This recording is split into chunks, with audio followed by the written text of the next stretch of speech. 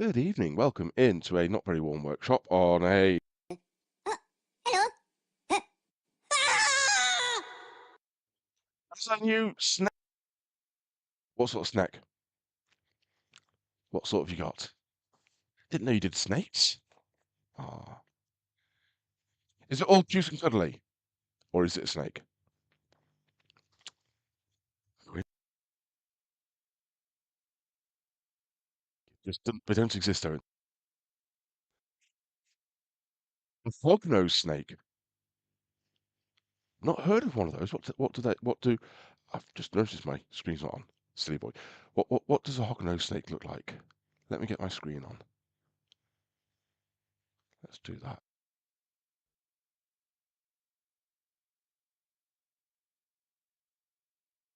Pick in the pet section. I will take a look later. What do I need to do here? I need to do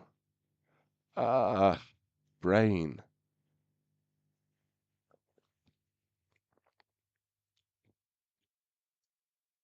God, I just got a very awkward long way. Frantic Super Honda. Big words. How many snakes have you? Is this it? I'm guessing it's clearly not your first snake. Do you have other snakes at the moment, or is this the only one you have right now? It's actually going to be quite useful to have this on because I can put chat on here later. There we go. Should take care of. You gonna work? You gonna work? Gonna play nice? You are gonna play nice. Good, good, good. Right. Plan tonight is I've got a few pendants. I started turning earlier in the week in the daytime because it was a bit cold in the evenings, but I needed to get some done. So I've got a couple, about four, that I want to quickly get turned on the vacuum truck. But before I do that, I need to do an oil change on the vacuum truck because that is well overdue. And once those four pendants turned, that means I've got 9 in total. We will then I have received uh, red colour, so it's basically grayscale. So it removes red colours, so it's basically grayscale. Conda reduces pattern, and Super Conda has only a little bit of pattern on its head. Mic cutting out, we're not having that again. We are not having mic cutting out. Mic needs to behave itself. That's rude. But there's not a lot I can do because it always looks like it's working fine to me. It's something on the computer. If something happens on the computer, it goes, no, microphone not working. Yeah. Yeah, a new toy arrived. We finally ordered and received the 200-watt CNC module upgrade for snapmaker and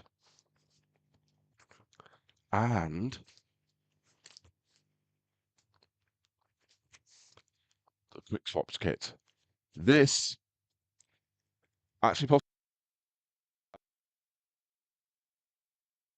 quick swap kits is what I'm really looking forward to because changing the bases and heads over on the snapmaker really, really frustrating. So many screws to undo. The more powerful CNC head will be really good because that will mean I can cut things faster and not have to just tickle them into submission all the time. But the quick swap plates so that I can quickly go, actually I need laser, just unlock that plate, put that plate on, unlock that head, put that head on, job done. That I think should be a game changer. That's the plan. So we're going to turn some pendants and then in about 50 minutes, an hour, we will take a look at what's in those boxes and we'll tidy up a bit there because this is going to be a big dismantle and reassemble job. I know this already. We've got to get the enclosure off the whole machine. Um, all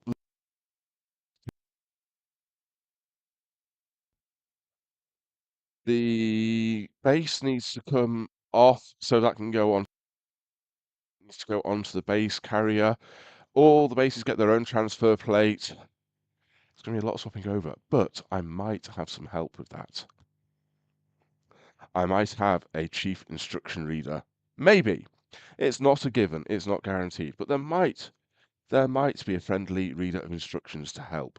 First thing I need to do though is do a quick oil change on my vacuum pump camera, so that we can go ahead and carry on with some turning because it is so overdue. Let's get that one up there. Do that to that, do that, that. There we go. There's our vacuum pump.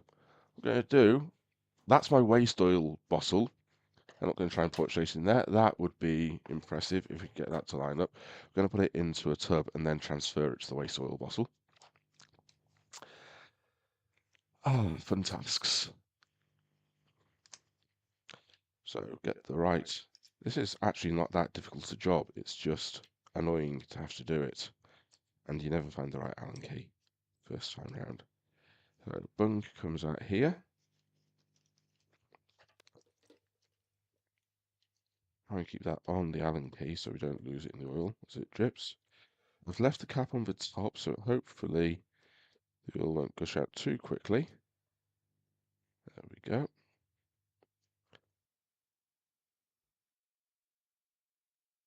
Put that over to one side. Let's release that oil cap if we can. Ooh, that that'd be fun. Might need some grips on that, or at least not to try doing it while we're holding only one hand.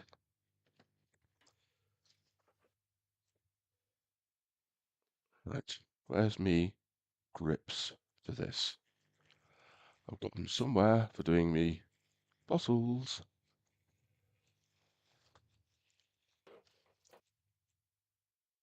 It's that.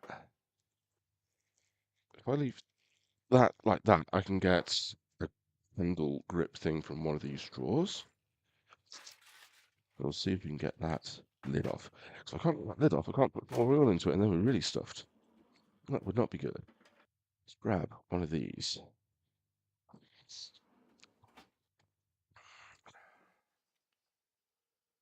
This way you go. No, no, no, you're just doing it the wrong way, Owen. Nothing wrong with it at all. You're just going the wrong way. Let's see how long it's been since I've released this. That's it.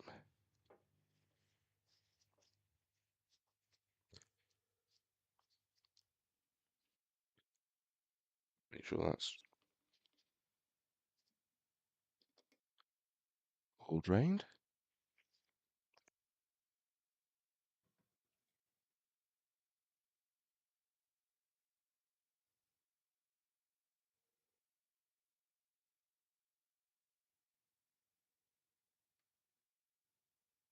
Good. Let's have a bit of a wipe up afterwards. It's just one of those things. It doesn't actually take that long. It's not that hard to do. It's just messy and annoying. Oh A bit like no, Hello? not again. the Ah!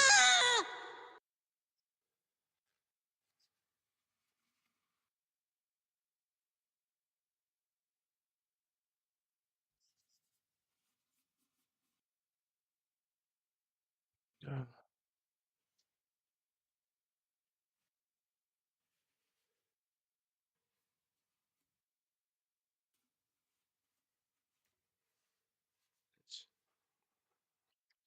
So you sit back on there. Actually, to be fair, you sit there.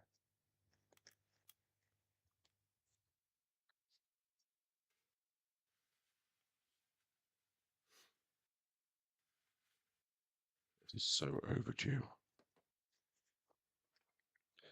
Right. Stopper goes back in the bottom.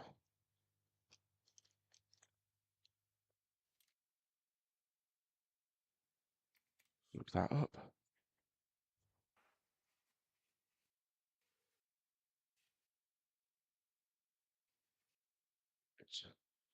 And where did I put that bottle of oil?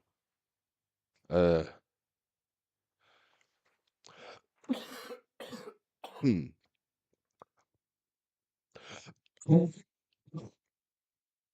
And yes, I've got a cough which has been hanging around for a couple of days and being a little bit meh.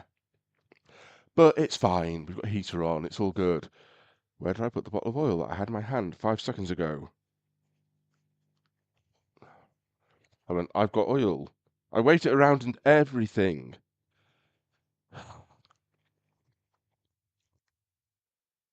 And everything.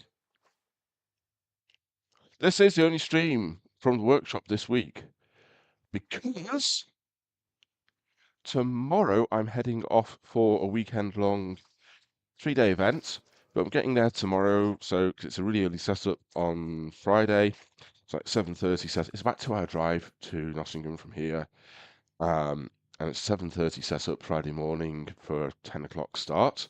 So yeah, we're heading over, or I'm heading over tomorrow, which means I kind of need to get the car loaded up, have things good to go, not put oil in places where, well, I can't see it.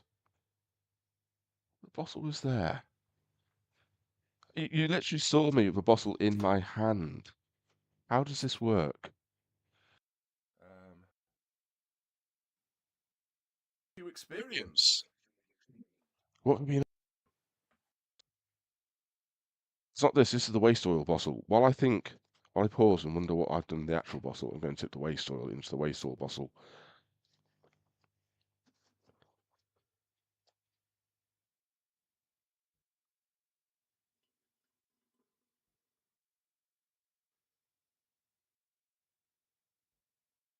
Okay.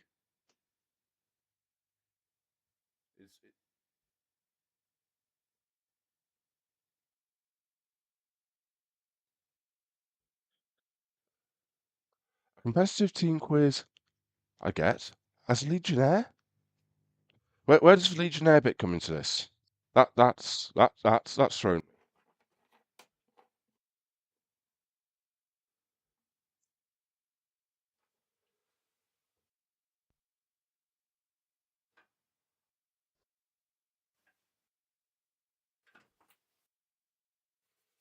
Oh, you ringer. They pull in the good players to get the points.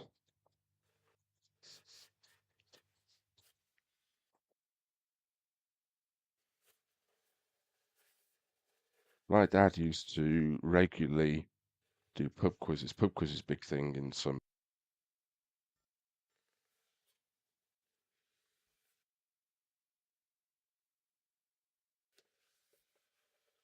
So here, pub quiz is either sort of just a friendly thing that people turn up to as a completely random thing on a certain weekday evening. You know, all the locals turn up, have a bit of a laugh, get very drunk. Or there used to be, at least, I don't know if it still happens, pub quiz leagues, where pubs had actual teams of quiz people who would go around to different pubs and they'd actually have competitive, proper competitive, everything.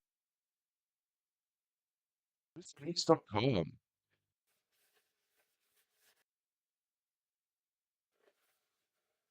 So this is like type quiz then, you solutions.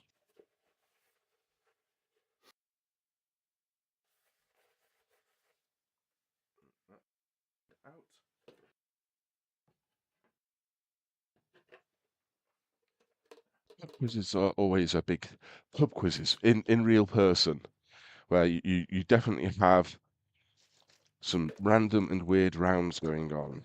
There'll be a sports round, there'll be a history round, there'll be a intro to the music to the what's the intro round?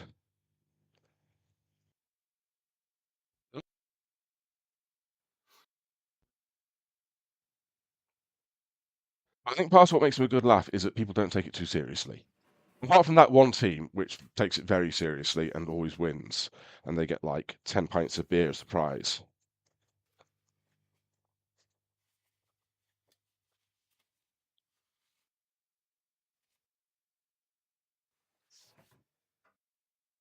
Always try when my brother's over, we try and find a pub quiz to go to because they're good fun. Still don't know where I've put that bottle of oil that I had in my hand. which is not. You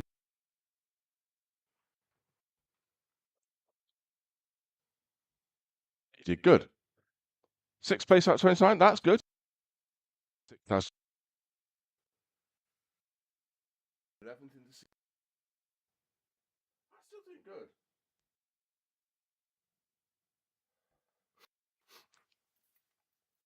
Still doing good. What's your foot? Like I said, you've dragged them up 5 places. I'm seriously losing the plot here. I picked up a bottle. I've got the bottle I need to do the change. I got the machine to do the change, and I can't see where the bottle is.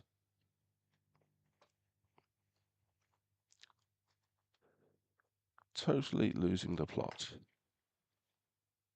I mean, I can't even have put it like anywhere particularly far from where I'm standing. It's like a big bottle like that in a bag.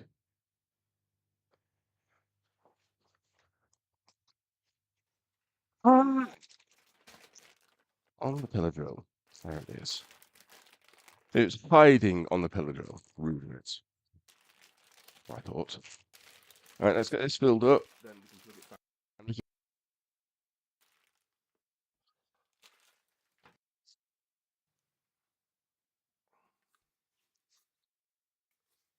It's always like just somewhere really obvious, and you look past it because it kind of grey blends in with grey or something. I'm going with that. Grey on grey. That was the problem. That was definitely the issue. Nothing to do with me. It was grey on grey. I also got this week my new shiny new 3D printer, which I am really pleased with.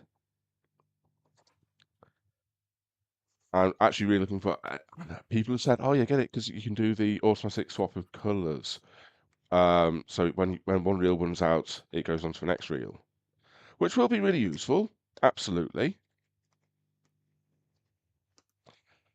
But I'm really liking the fact that you can do text in your prints in the colour, and it comes out really nicely. And I've definitely got ideas for making use of that going forwards.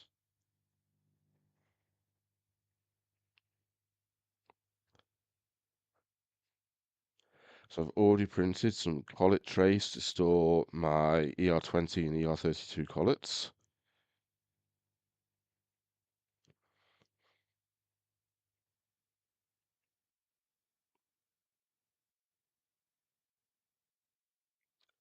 I don't entirely trust the gauge on the front of this. It never seems to move as you fill it up, and then it just suddenly goes.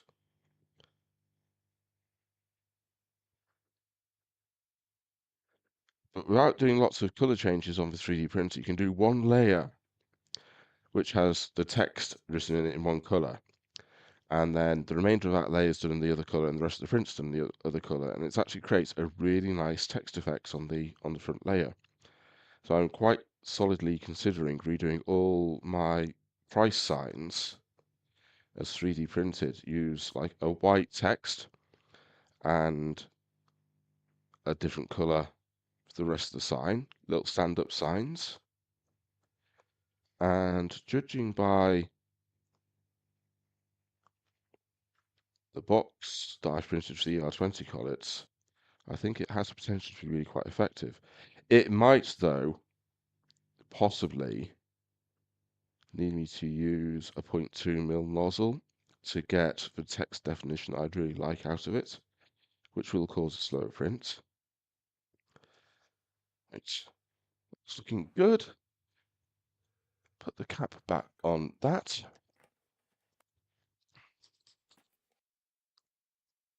Just drop that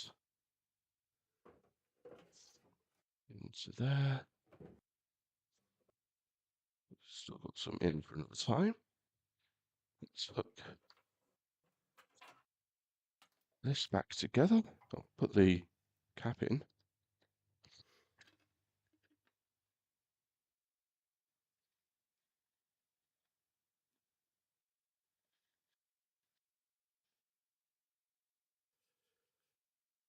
that down.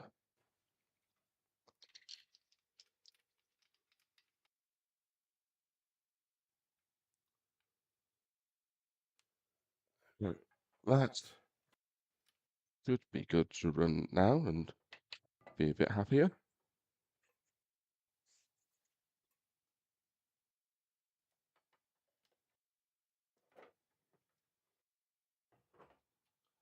Back in its drawer.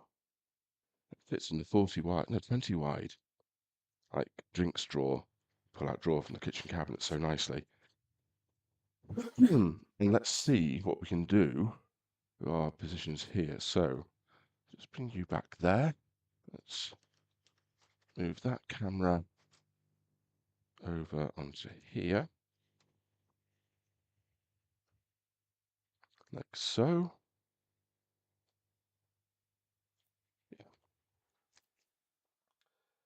And like I say, we've got 1, 2, 3, these 4 here. We want to get turned, finished off today. So I've done all the backs already. That's the fronts. So we'll get these turned, finished, and then we'll take a look at the bits for the snapmaker and see what we can do with that. That's the plan. So let's see if that oil change has made a difference. Well, it will have made a difference even if I don't notice it, because it definitely needed doing. It was so overdue.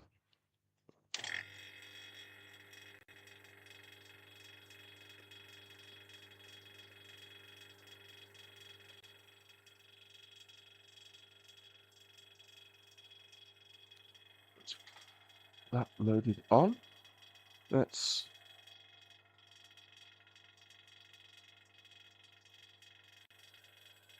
focus. Better. And there. Let's find ourselves some safety glasses and our ball gouge. There's only 4 of these to do. So heater can go off, dust extractor can go on. Let's get these turned down.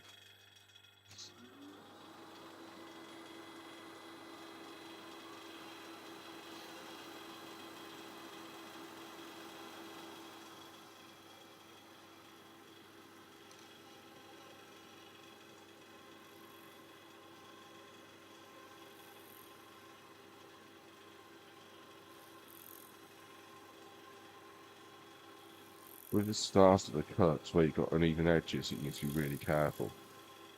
Generally speaking, once it's properly round all the way across, you can be a bit heavier with the depth of cuts. So if you take it slowly and let the tool have its time to cut.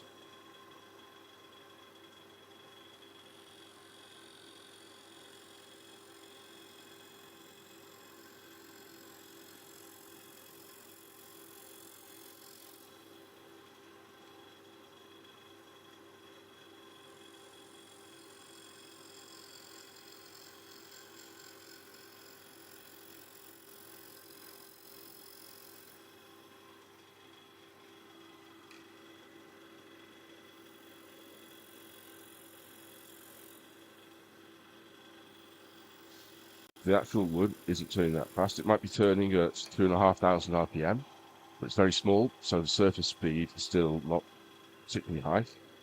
Especially in the centre there.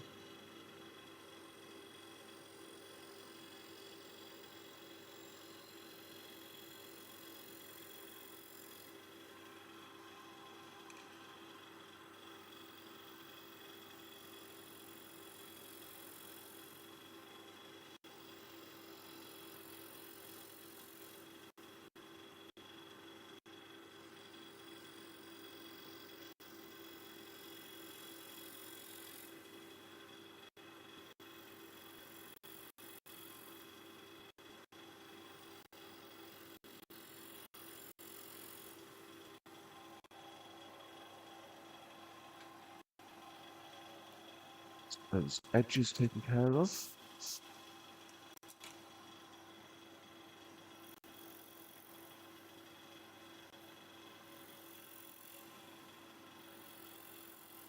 see how they look.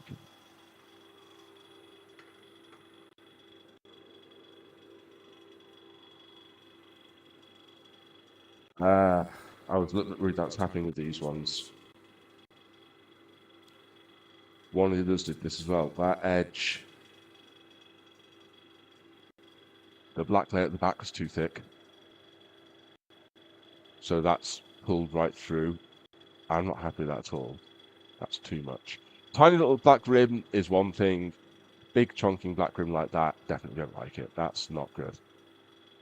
So, that was just going in the bin. That's too much. That's the downside, I think, to trying to pour them the opposite way around. Trying to gauge how much clear you're putting on down first to leave you a thin black layer is harder than trying to gauge a very thin, a deep clear layer first and a thin black layer is more difficult to gauge, I think, than a thin black layer. But it does give a much clearer colouring. I think on the whole, it's a better option. I just need to put a bit of practice into getting it just right on the pour, or create some way of measuring the depth I poured.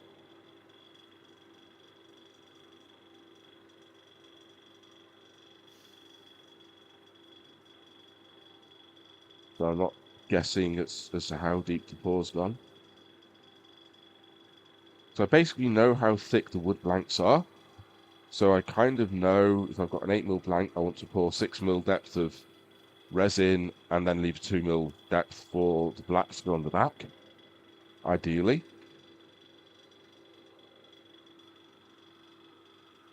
What I don't know, because they're all different depths, different widths, different volumes that left the resin to go in. I don't know exactly how much resin it's going to take to pour 6mm depth.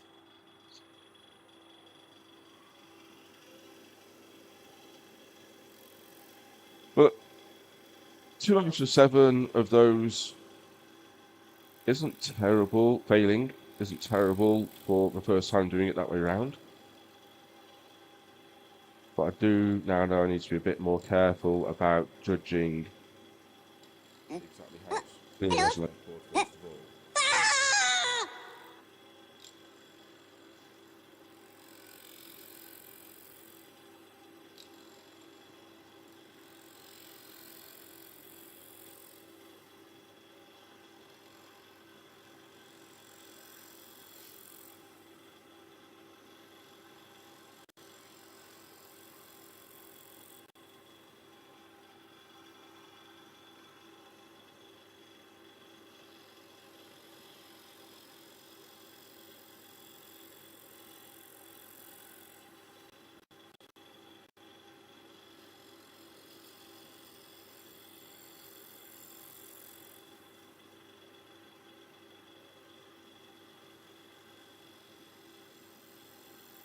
This one won't have any such problems because it's a solid colour well, it's a solid 2 colours all the way through.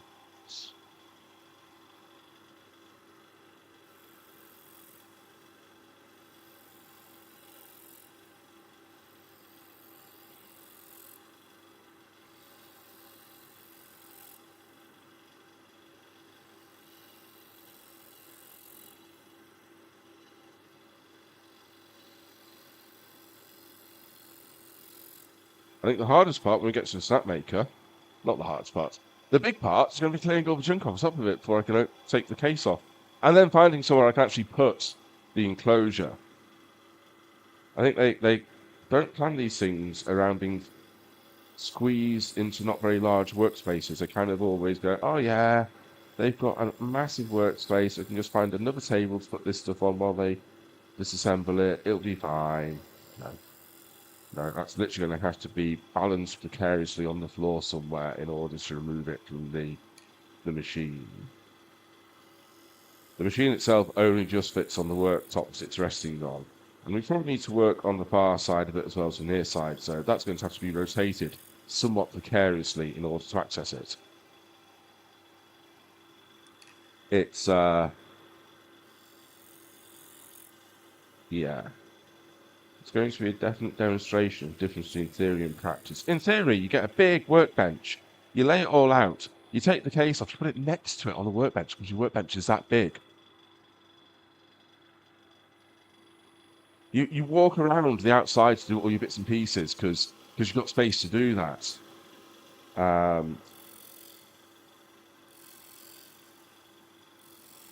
You get the job done nice and fast. In practice, you first of all have to make the space to even take the enclosure off because that's got stuff on top of it. We haven't had to work out where we can sit it safely-ish. Hopefully not damage it.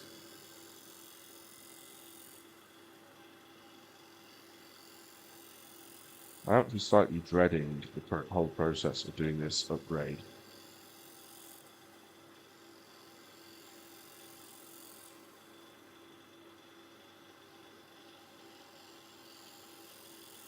Mainly because I do know there's going to be lots of bits to remove and not lose, and put safe, and all sorts of words which don't really bode well for me doing in this workbook. But we'll try. Hello. Ah! I don't think you do. I think you can just join and use your camera through your browser and microphone through your browser.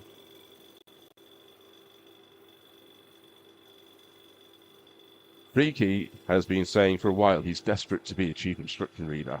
So, you know, he's missed those occasions.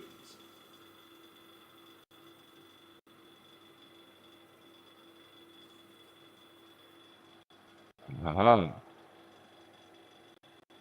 Freaky wants to collaborate. Where is he? If I accept that there, I get a pop-up window.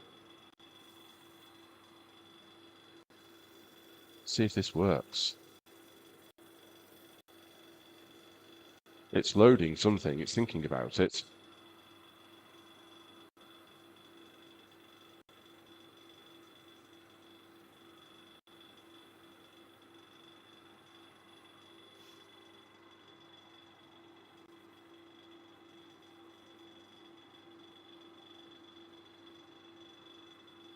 It's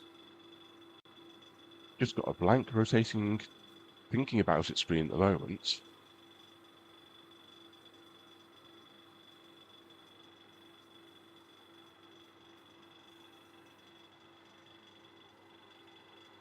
Why is that doing not very much?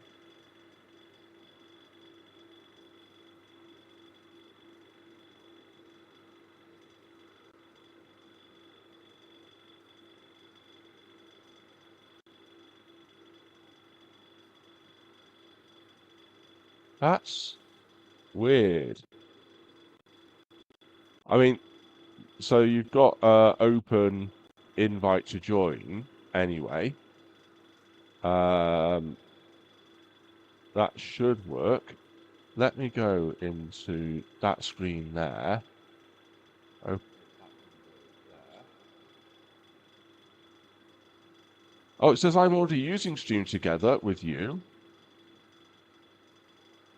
During this session, remove you from the current session.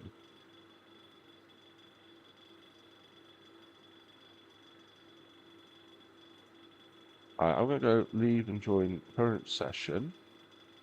Allow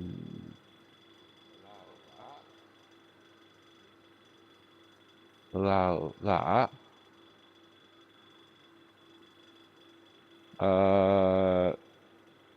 Okay, we'll do that.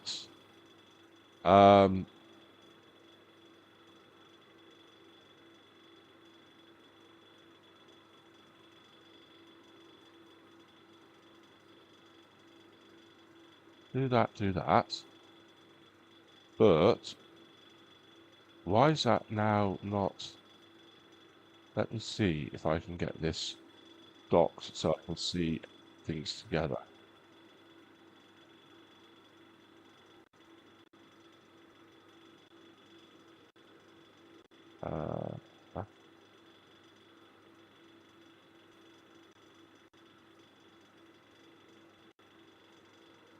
That one there. That one is in there. Can I invite that way?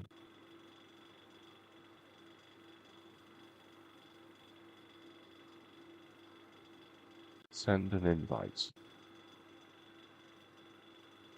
See if that works. There he is. Fishing pendants. Yeah, we're making special pendants for fishing.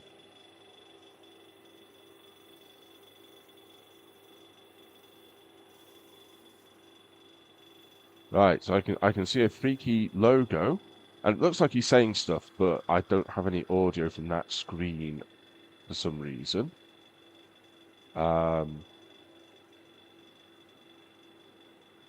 See, if I move him onto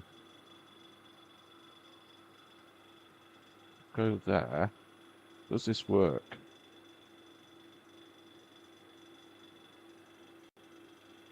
So drop a freaky into the bottom corner, but I also need to monitor that audio so I can hear on it.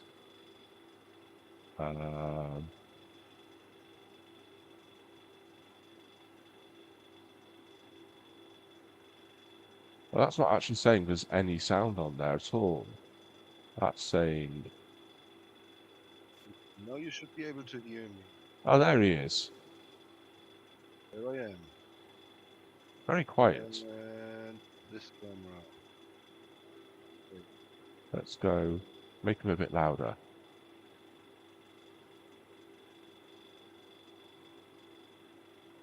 See how much louder we want to make that.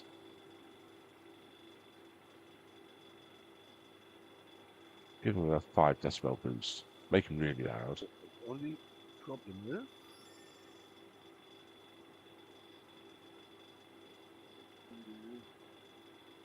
trying somewhere else. We want to use this. It's really quiet, Freaky. That window. Are you whispering?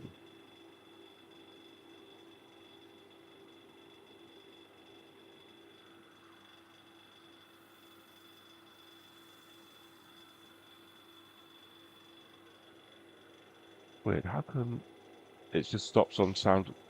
Oh no, there's...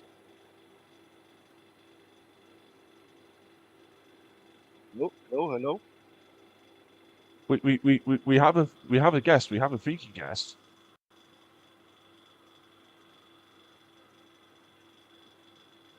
But he's not being very loud.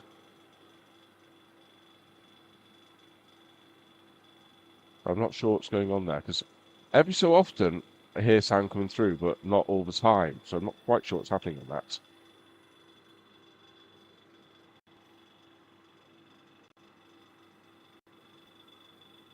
Apparently it can happen.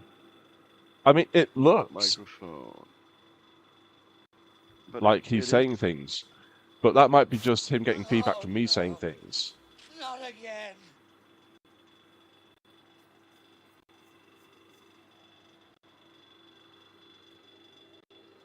And he's not got his camera turned on, so we can't see him. I thought he was having a shower and everything, especially for me. The rare feat of winning all 4 Grand Slam titles and Olympic gold. The camera's on. It's not coming through in the source. Oh, the stream is so far behind. Oh, there's some voice. I heard a freaky voice.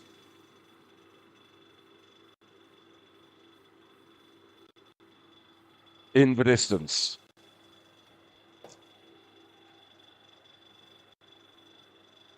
You're getting lots of lag.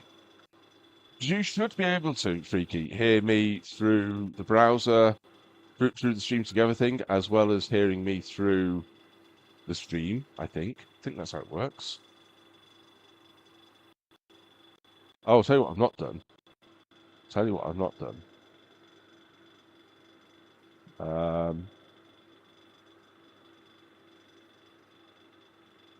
There you go. We'll put the virtual camera on. It says you've got audio coming through from... But then it says I've got audio coming through from you as well, so who knows? Switch is probably lying. What microphone does it think it's using?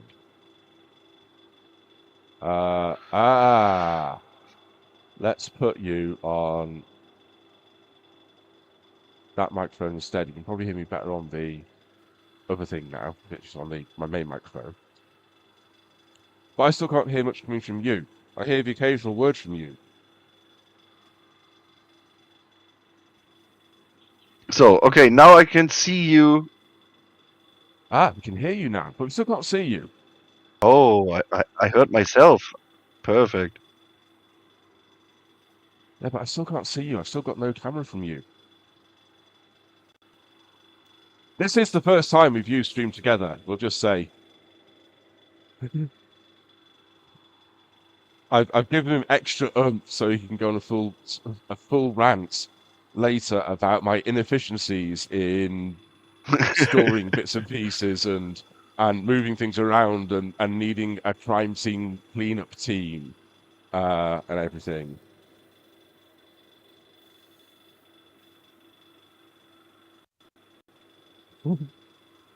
That's how it was, Monster. You got the bass turned up and you just got like super loud, full on German ranting about messy workshops and things and things. But somewhere over Freaky, can chat hear my call? Well, yes, they can, because you clearly heard him through his own speakers, because I'm clever like that. But we can't see him.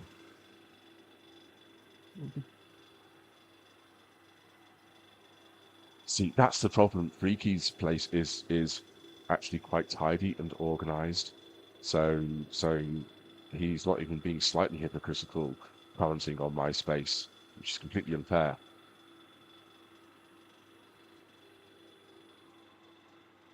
There he is. There he is. We've got say hello, Freaky. Oh, he's gone now, and he's muted himself. That just got too scary, apparently. It's where are we up to? I've got 2 more of these to turn before we start on the snapmaker, so we're getting there. There he is, I think.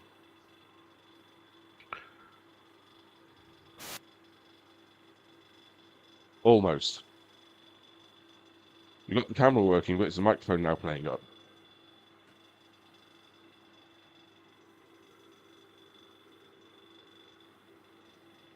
Freaky's been promising since at least June that he was going to start streaming again soon.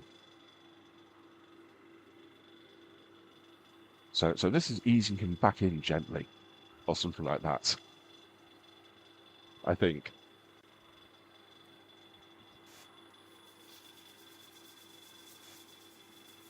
What do we think to these? I actually think I like the colours that have come out on these. And I think the hand-cut edges off the scroll saw actually work quite nicely. I'm not... They're different to the natural edge that you get from the Birtwood, definitely. But I actually think they work reasonably well. I quite like them. Mm-hmm. Okay. You've got all different colours, reds and blues. You should be able to hear me now. We can hear you. You look on the client side, and your panel keeps turning off. But we can hear you. There's no way you're doing a manufactured edge that doesn't look like a manufactured edge, unless you like 3D scan a live edge and then CNC it out or something like that. It's going to look. It just is. I don't think you can make them not look manufactured at that point. No idea why my video is disappearing sometimes. Because in the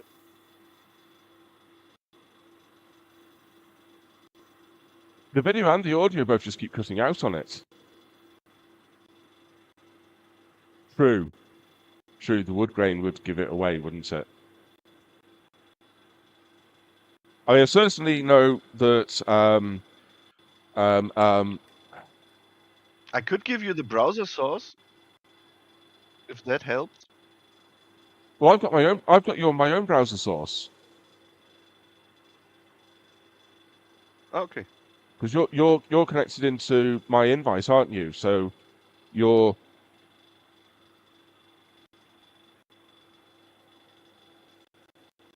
But then you keep cutting out.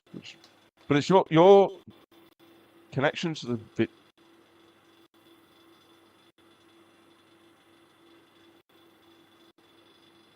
Yeah, I don't know what it is that keeps knocking out on yours there.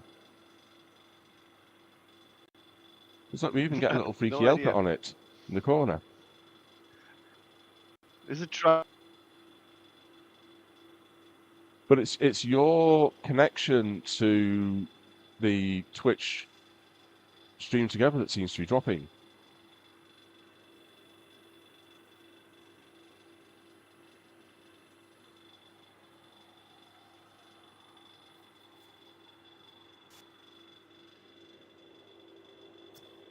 Who knows? But it to me it looks like you're dropping your connection to the browser. There's something interfering there that's cutting it out.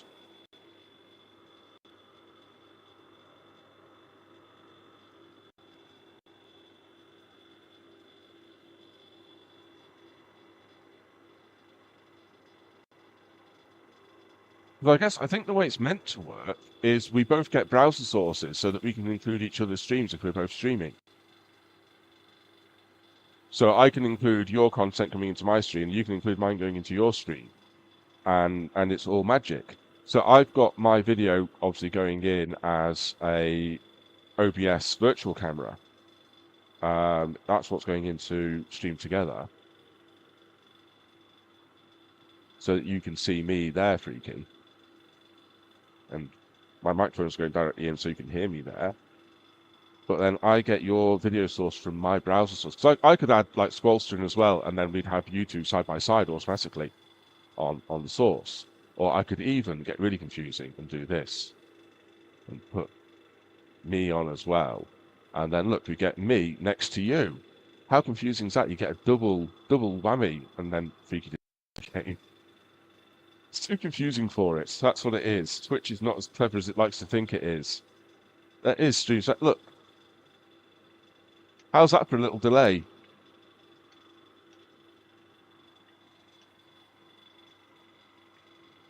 That is quite a delay between the two options there. You can only hear me on my stream. Oh, that'll be because I had to. Ah.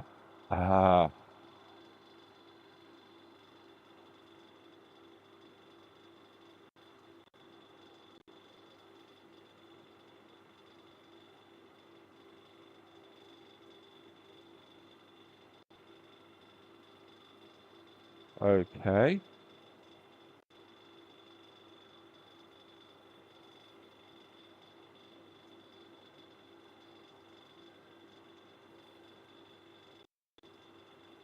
Does that work? Oh no, I know what I need to do. I think I know what I need to do. I need to do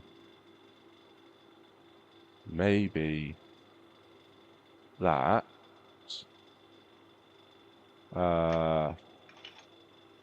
There we go. Can you hear me again now? No? I don't know. Only on your stream. Only on my stream. And wait, audio.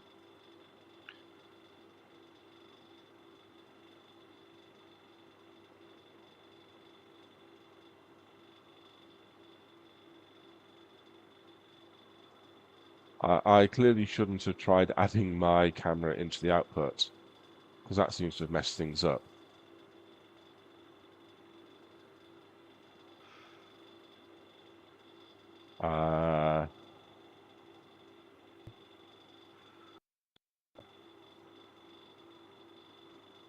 Put them up there. Looks good.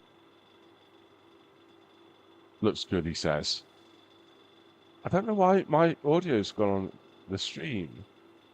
Let me just see if I switch microphone to something else. Like that one. Now. Does that turn that back on? Yes, it does.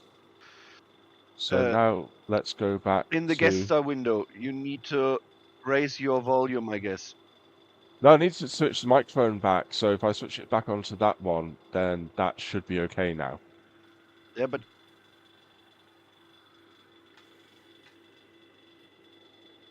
I think that should be okay.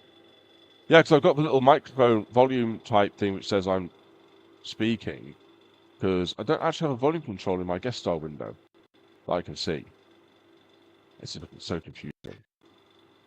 you need to click on the 3 dots.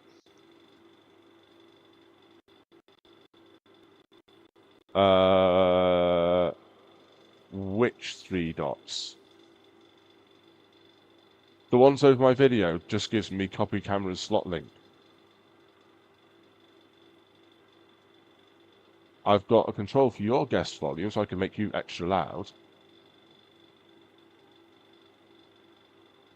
But I can't control my volume going in. But you should be even louder now. I put you to 200%. You're on number 11. Crazy. For you, it says, if I click on your 3 dots in your window, it's Yeah, if you click on the one on my window, you can increase how you hear my volume.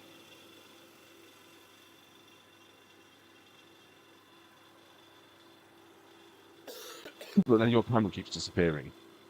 This would be really confuzzling. This is how pro streamers do it, people. when I do that, it automatically resets to 0. Oh, you just want to mute me? Is that what it is? I see. Your computer just goes, no, you don't want to hear his voice. That sounds like some weird bug thing on their system then. That's what that sounds like. It's something... I mean, it does slightly It's seem not like me. your browser's having issues, maybe, because your video and chat audio keep dropping out. But it's good to see you. We've not seen a freaky on stream for well, not since I was in Germany.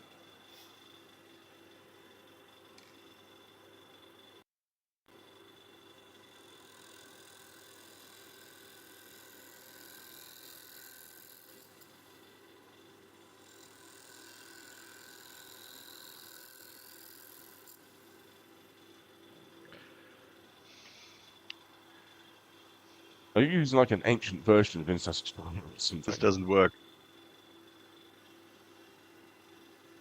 What browser are you on? Are you on Chrome or Firefox or? It seems to work. I mean, there's some.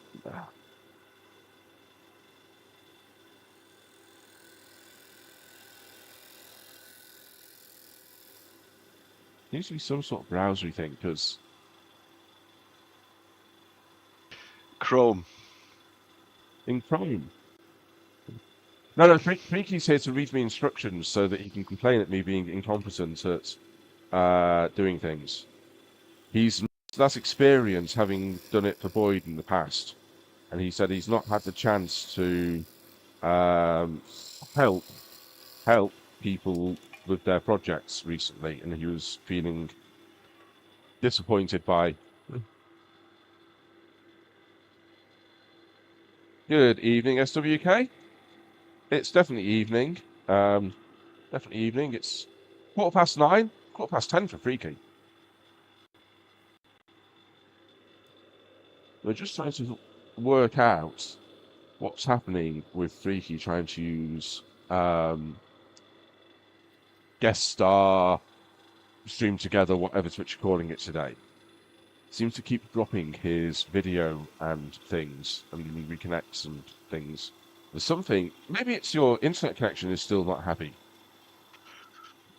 Could it be down to that? You've not got your fancy new Internet have is you? good. It's not me. So it's something at the Twitch side then.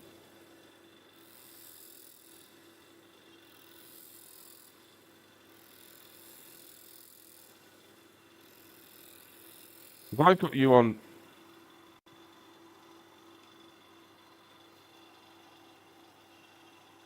Pretty weird. In the guest star window, your video is gone as well. you refreshed your guest star window, reloaded it, shut it down, and opened it up again, maybe?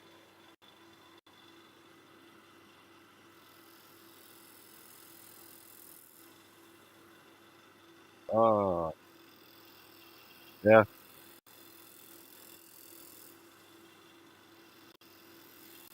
Have you turned it off and on again? That's the question. It's always the question.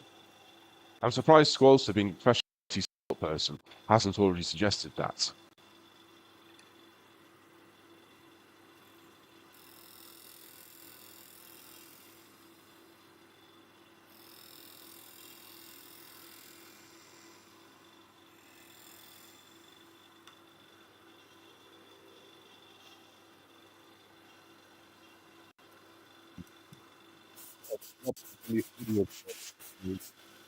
I was. Oh, It's we've me. gone full width screen. We've stopped being a square camera for a second.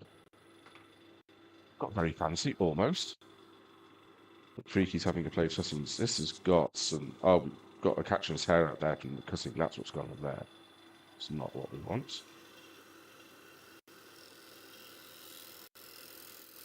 That, when that caught before, obviously dug in a lot more than I thought it had. Must be Twitch.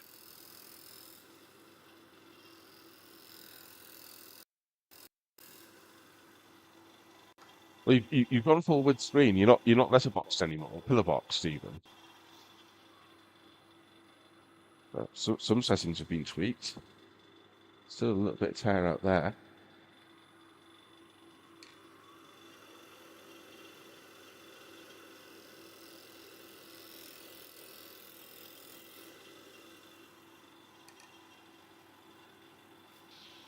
Just set it to 720p. That's the only thing that changed. So what were you on before? Because that was going all weirdly letterboxed before. 720 looks a much better resolution, at least.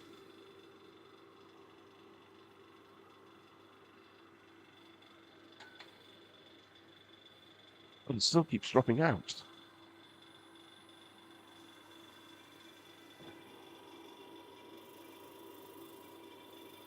Can you see at your side if it's dropping the connection, or is that just at my end? It looks like it's dropped. No, it's just happening in your OBS. Oh, it's happening on my Twitch pop out as well. So it's not just my OBS; it's actually in the guest star window. It's dropping as well.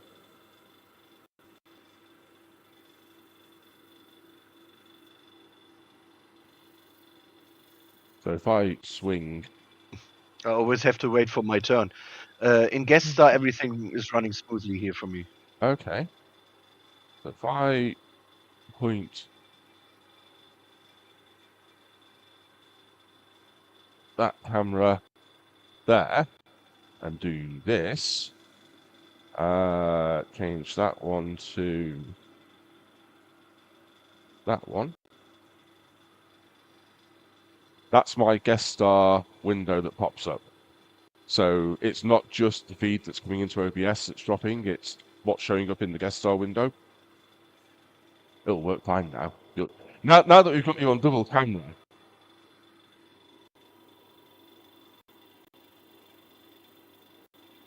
Nope. So it's not the browser source. No free key.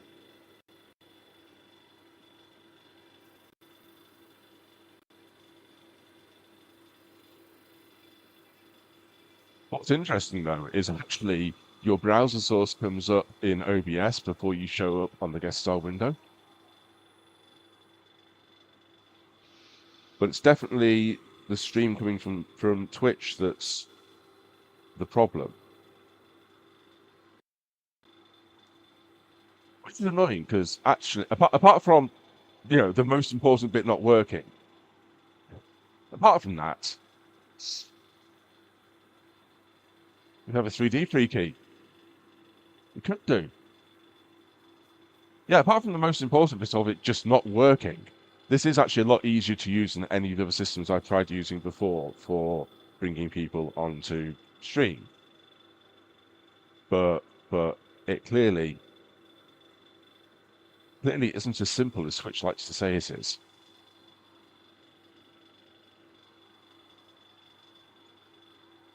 But we're okay, because we've got a little bit of time still. I've got one more of these to turn. While we maybe, I don't know. I would say Video Ninja is better. As a, I mean, it's more stable. It's, but of actually getting anything to work in Video Ninja without having lots of echo or whatever else. There've been so many problems using anything like that in the past. But the fact that Is there another way that I can give you a video source without this guest stopping? I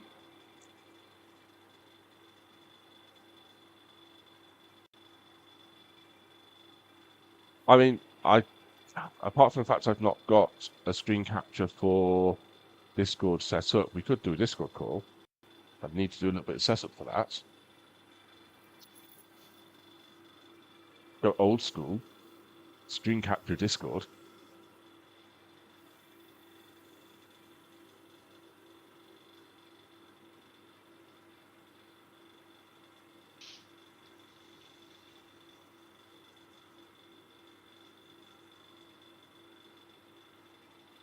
Just as a thought, Freaky, what happens if you try to connect from your phone and use your phone instead of your computer?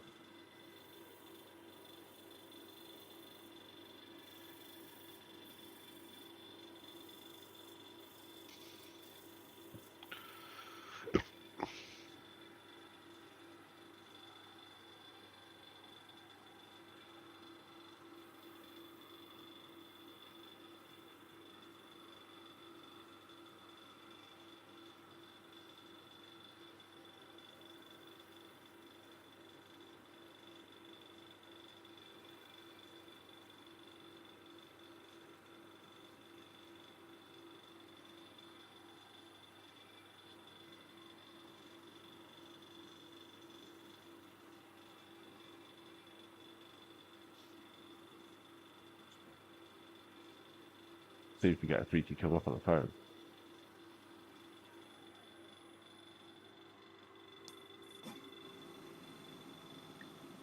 He's there. He's on his side. And I guess you can hear me. Oh, you're nice and loud as well. Very loud. I'll probably just turn you down. Maybe take that boost off. I think it's something on your computer is not liking that connection. The thing is,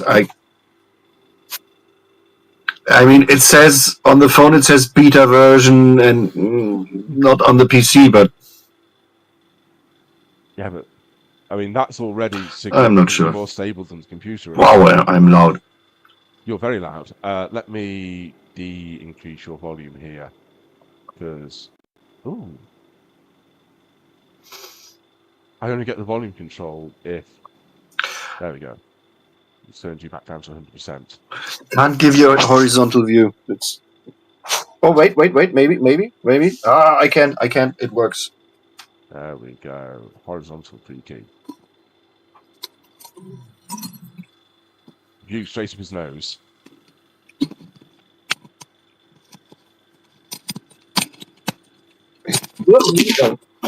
Sorry.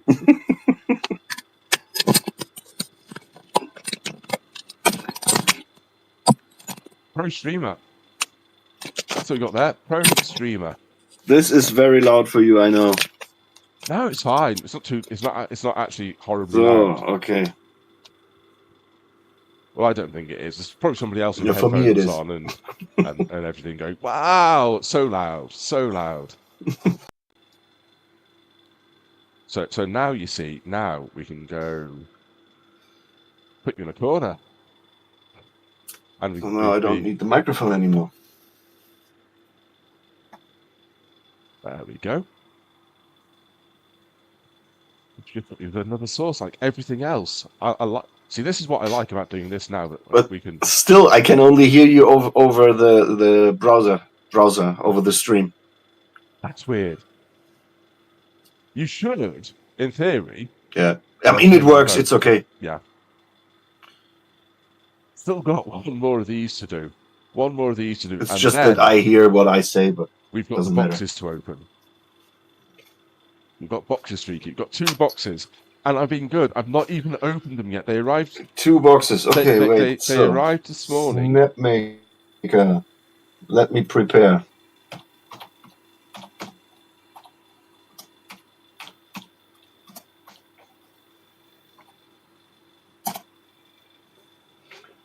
You can even hear me typing. I can hear you typing. Oh. That doesn't work. Right. Now I have the screen on this side. I can turn the volume back down there because I did adjust the volume to so quiet before. And the camera on the other side. Right. Right. Let's take advanced properties there.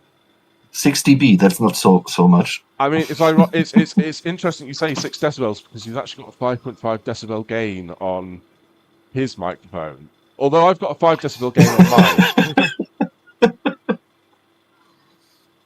There we go. We'll knock him down back to 0. Okay. And then we might be a bit more balanced. How's that? I'm on the German webpage of Snapmaker, looking for the instructions in German. Oh, these are the extra precise instructions. The extra precise instructions, and I will read them to you in German, and you have to figure out what to do. All the instructions have an extra decimal place on them, said German. Right, let's get the last one of these up. And then, yeah. Yeah, I'd forgotten I told Freaky he could do that. So it's the 200-watt CNC module with a bracing plate. Yep. Plus the extra, what was it called? Stiffening stuff. Thank 18 months resub. Dan, that's Freaky Elka. That's Freaky Elka. He's done some turning. With another turner. Yeah. Shenanigans. Thank you for that follow. I've seen you around in other people's. You don't know. You don't know. Look, Craftsman's Guild member. Look, Craftsman's Guild member. Where is he on my list? There. Him. That's me. Yeah. He's been promising since at least June that he's going to start and I have to streaming say, my streams are very, very special. Yeah. Because they only happen once a year. Look at that sexy beast. Not the one drinking at the front, the one behind him, the thing. Sexy beast. Look at that. Yeah. Look at that lovely metal lathe. Right, this is the last pendant we're turning, then we're opening the boxes. We're apparently going to use German instructions, because that'll make things so much easier. Only if I can find them.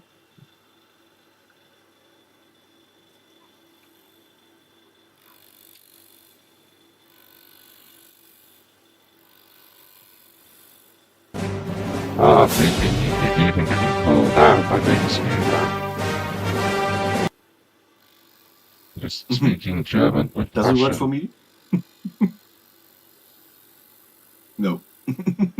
Doesn't take my audio into it. It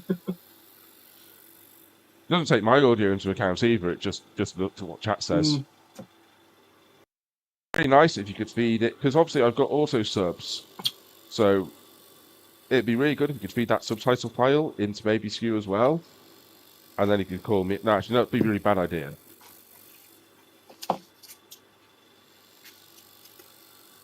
In Germany, the 200-watt CNC module is just now, for Black Friday, 100 euros off. Yep, that's what I got on. That's fine. Yeah, it had £100 off. So clearly I got a better deal. You got 329 is the original price. Yeah. Is it 329 pounds as well? So then you got the better deal. No, you got, in fact, you got the same deal. No. I think, if I remember correctly, it was £299 with £100 off, so it's £199. And £100 is worth more than €100, so it's a Then better you deal. got the better deal.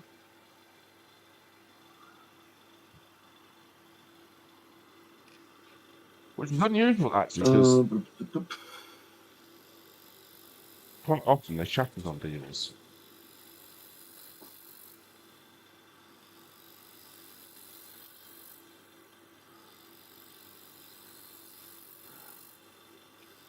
Where are the instructions?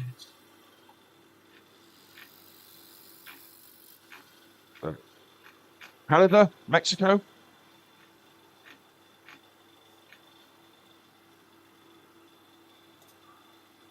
I get where that's coming from, Dan.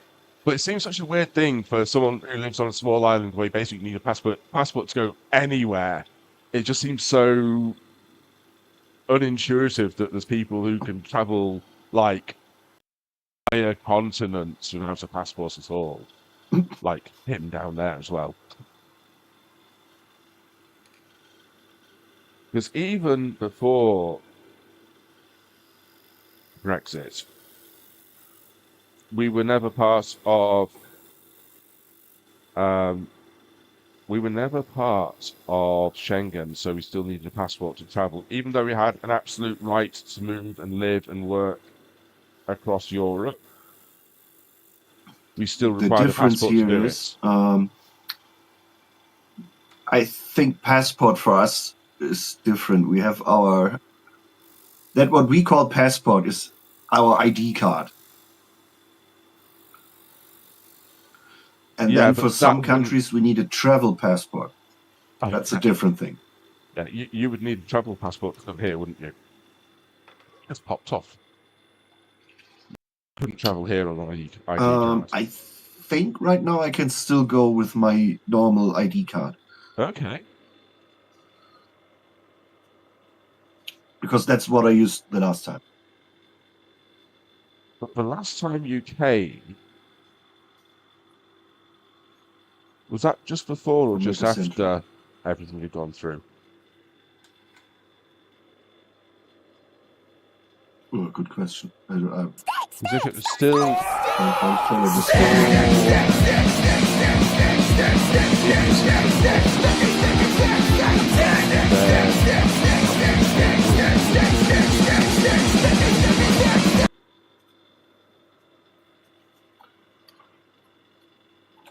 Needs a passport. Is crossing the pond the plan then, Dan? Is that the actual intention, or just one of many options? Right, I might need to read through that up, but it's fairly neat.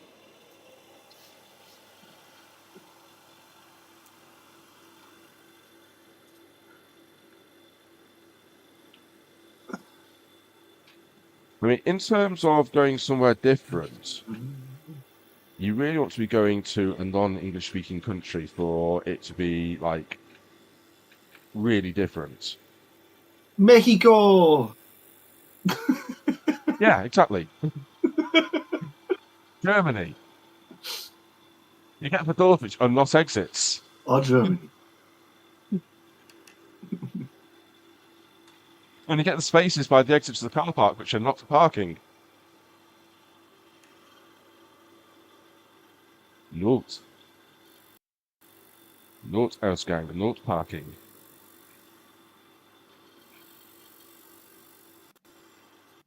And you get the Germans who will insist on trying to teach you their language, even though it's bloody impossible.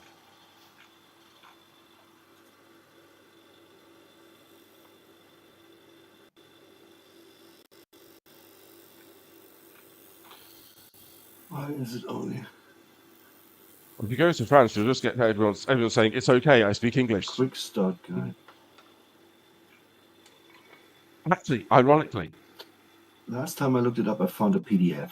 Apparently, France is one of the countries in Europe with the lowest level of English as a foreign language, or second language. Which, given how likely you are to find French people, goes, okay, don't try to bastardize my language, I can speak English. Seems quite strange. You know enough to get yourself in trouble. Ah. Einstein, danke. Und zwei Bratwurst.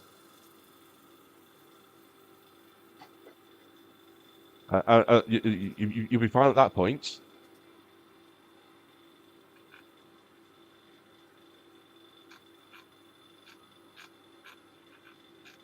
Dan? Freaky, do I need to be upset with Dan? Mm-hmm. Wait, what? I did not listen. I'm going to get my moderators on you, Dan. Fix du. I would understand this as, are you taking drugs?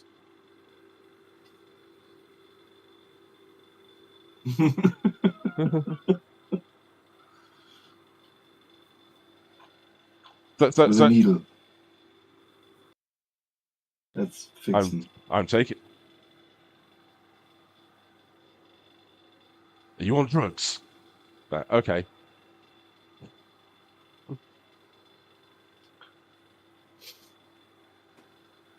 See, Dan, I only understood train station. Train station. Yeah. Oh.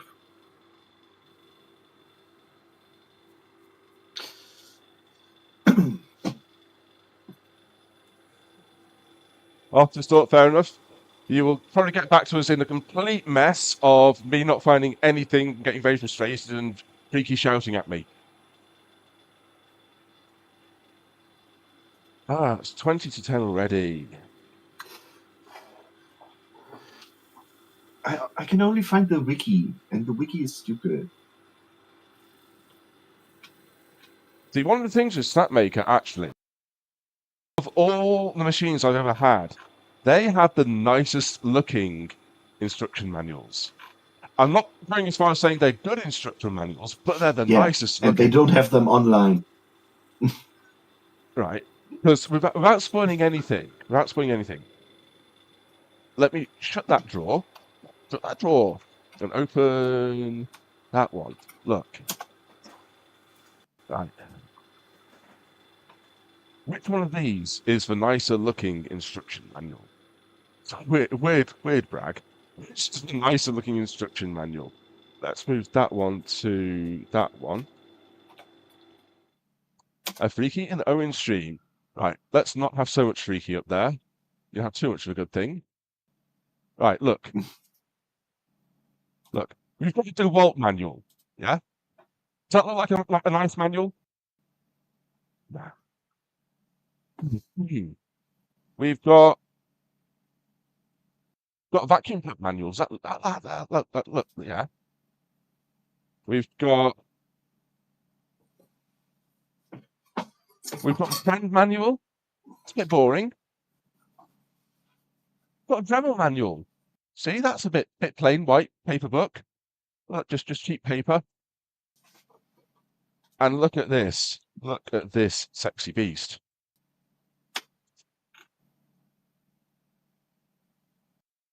We've got the Snapmaker quick start guide, full color, glossy manual.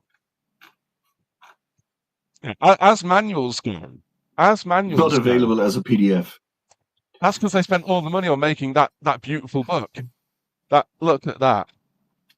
So it's a nice looking manual. I mean, let's zoom that out a little bit.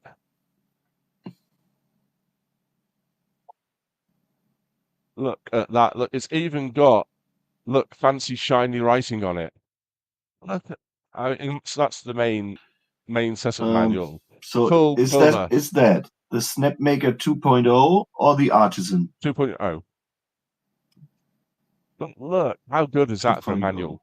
And look, that's the guide just for building the enclosure for it. So So they make nice manuals. That's all I'm saying. They do very nice manuals. As opposed to Sieg, who do a crappy little bit of paper.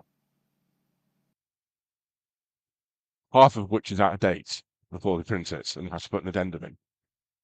That's in, but that's enough for that machine.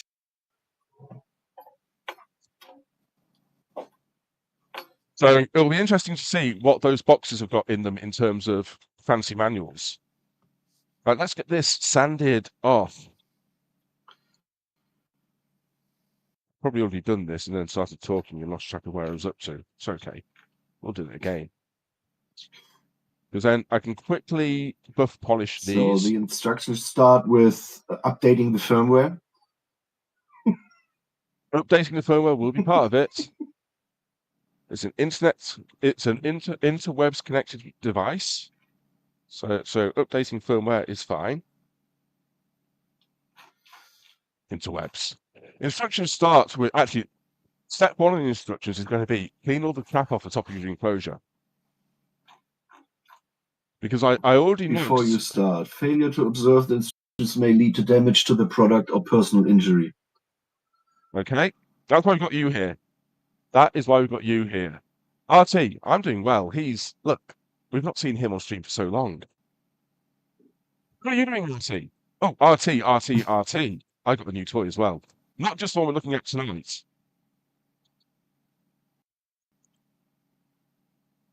I'm really liking it. I know Freaky doesn't approve of this sort of thing. I really love being able to do text in the print. That's one layer of colour. One layer, and then the rest's all in 3B orange. That's on the, how is it called? Textured build plate. Yeah. Right? Yeah. The P1S comes with a textured build plate by default. Yeah. How good does that look though as text in? I did, RT. It's been a bit busy. If you ever experience some lifting issues, just take it inside and wash it with just dishwashing liquid soap.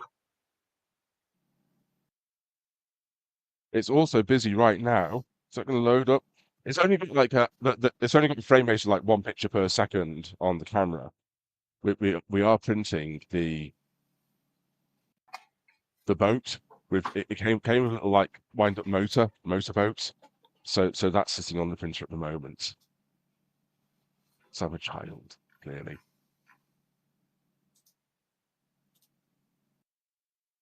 See, I caved, I bought a bamboo, and I'm Actually, it. updating the firmware is step 3 and so on. So it starts with disassembly here. Yeah, there's a lot of disassembly to do before we can do anything else. Do you have the quick swap kit? Yes, we do. Already installed? No, we don't. And that's going to be the other thing is we've got to work out to do both swaps at the same time, basically. So it's got to be, yeah. Where's the optional? I know from my research when I was buying it, the 200-watt spindle comes with the bracing kit. So to install that, I've got to take apart all the actuators. I have a tab that says quick swap kit not installed. Not installed or not installed yet. So yeah, we've got to basically disassemble a lot of the machine to put these braces in to make it more rigid. But we've also got to disassemble like the carrier at the bottom to put the quick swap base plate in, which is pretty much all the quick swap kit. Yeah, but that should only be like 2 screws. Yes, the quick swap kit should be the fairly easy part. In that sense, because that is just taking the base carrier off, putting the base in, and then mounting everything between the heads and the runner and the base carrier and the things. He says it so easily. Right. I will probably just get these buffed and polished off stream afterwards, because that's the most boring thing to watch, is buffing and polishing, I think. Whereas me huffing and doing things over a let's go that way. How rude, he's got his back to me. Okay. It's better. 3 axes. Not got his back to me now. I mean, he's got his head to one side, but not got his back to me. Right, let's move this camera up here. So first thing we need to do is going to be actually get those boxes up and open and see what we've got inside. Find the destruction manual. I think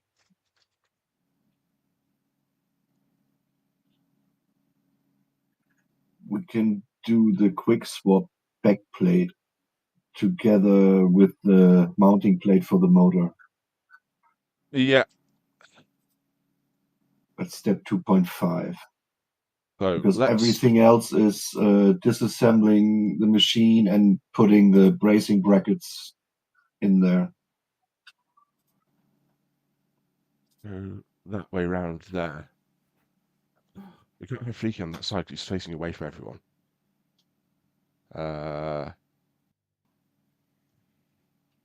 That's better. That's better. We've got you looking to the middle now. Look how considerate I am of where we put you, so you're looking to the middle. Right, so this one here is the quick swap kit. Look, sealed boxes, people. Sealed boxes. This is a proper opening and unboxing. This is a never before been seen in... That looks quite big for a quick swap kit. That's only a backplate. It's not only a backplate. That is not only a backplate. So what that has got inside it, I can tell you, it's got a mounting head. It's got a mounting plate for each of the 3 machine heads. So there's a plate that goes on the back of these. Got a plate that goes on the rail, so that clips onto. It's Small then plates, got a big plate for the 3D print plate. It's got a plate for the laser plates to go on, and it's got a carrier plate for... No, it's got a plate for the 3D printer. It's got a plate for the laser. Oh, okay. And then the plate that I've already got keeps the CNC base on it. And then you've got the carrier plate that goes inside because for the CNC instructions here, they do not really care about the build plate. Yeah, so that has got a new carrier plate for the build plate to go on. Here it's just about the quick release for the tool head and the 6 or so bracing brackets. Yeah, so that quick swap kit has basically you pre-configure all your bases on their own carriers, which just slot in. And then... I wonder if it makes the printing surface and CNC surface more stable. Maybe not. The main point is you're not undoing and redoing lots of screws constantly to change them over. You've just got to leave you release a lever, lift it off. But it was quite wobbly. That's what the bracing kit in this is for. The wobbly is what this has got the bracing bits for. Right, so shall we find a knife and open it? Oh yeah, I printed as well. We've got our modular ER32 collet holder. Little slot out, you can... I've been busy. That was 10 hours to print all 12 of those. It's 12 separate little ones. We ran out of green and switched to a different green. 12 hours? 10 hours. That sounds long. One build plate, 10 hours. 10 hours still sounds long. I didn't tweak any settings. I just used the standard settings. It says, and then he drops it all. Don't lift it all out in one go like that from that side. Yeah. Still. Don't drop them all though in. It's not the point of building a modular thing to drop them all. The modular I've thing done a is 10-hour print. And I printed huge things on the thing. Yeah, but the problem with these is it's all wall. If you look at that, it's 12 which are all wall. Yeah. So where it goes really fast on the info, there's not much of that to be doing. It's all wall. Ah, so design flaw. Yeah, I mean, I didn't design it. I just downloaded it because I couldn't be bothered designing it. You know, maybe that's a lesson to Because learn. basically you have 2 extra walls for the inner space, the open space Yeah. from the bottom. Yeah, there's a lot of walls in that design. If he hasn't tweaked the settings, it makes And I sense. think standard How you is doing, 3 Shenanigans? lines for And the stitch walls. install hydrates. Basha. Are you hydrating as well, Freaky? Are you hydrating? Yeah. Coke Zero.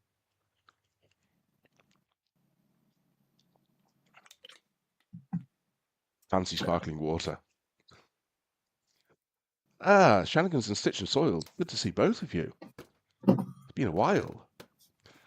They saw new shiny stuff. Got a bit of a and stuff, but apart from that, we're good. 10 days of leave. Since I only know the Running around unboxing Thanksgiving and setting events. up of the X1C, Yeah. and that was like opening an iPhone or an iPhone package, and Yeah, the P1S was similar. I had to take out like 6 screws. 6 screws for that plastic transport security thing. Yeah, so you had to unscrew the AMS from it, and then unscrew that from the base, and unscrew the base from the box. Clip in the display on the front. Was the AMS screwed in? Yeah, I have. Sure. Yeah, I've been Black Friday salesing and spending money that I don't have, as is the tradition for sales.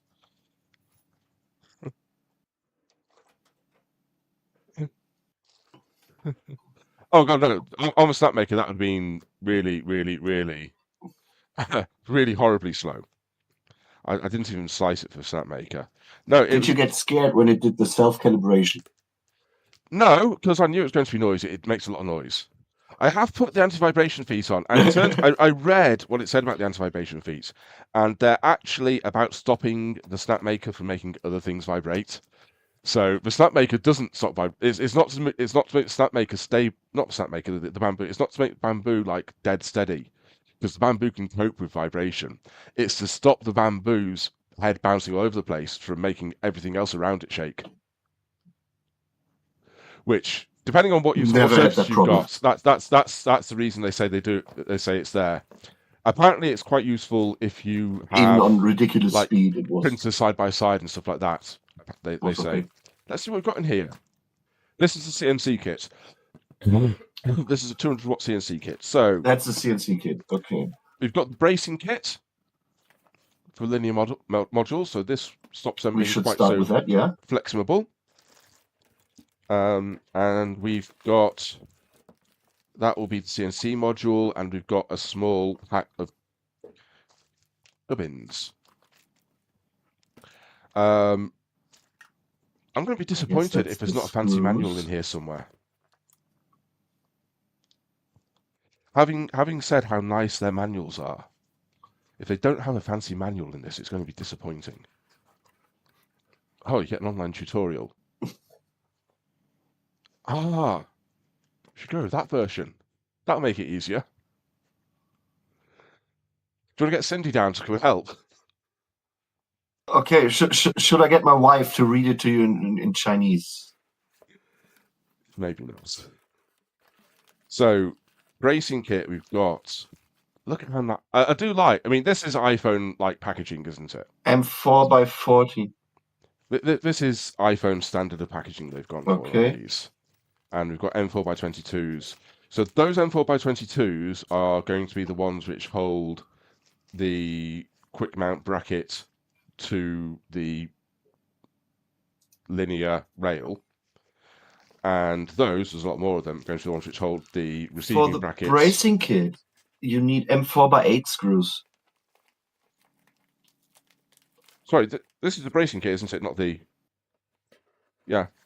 M4 by 14, M4 by 22. That's what they've got in there. Yeah. That's what it says. It says M4x8. Okay. Well, it hasn't put any M4x8s in, but there are probably M4x8s already in there.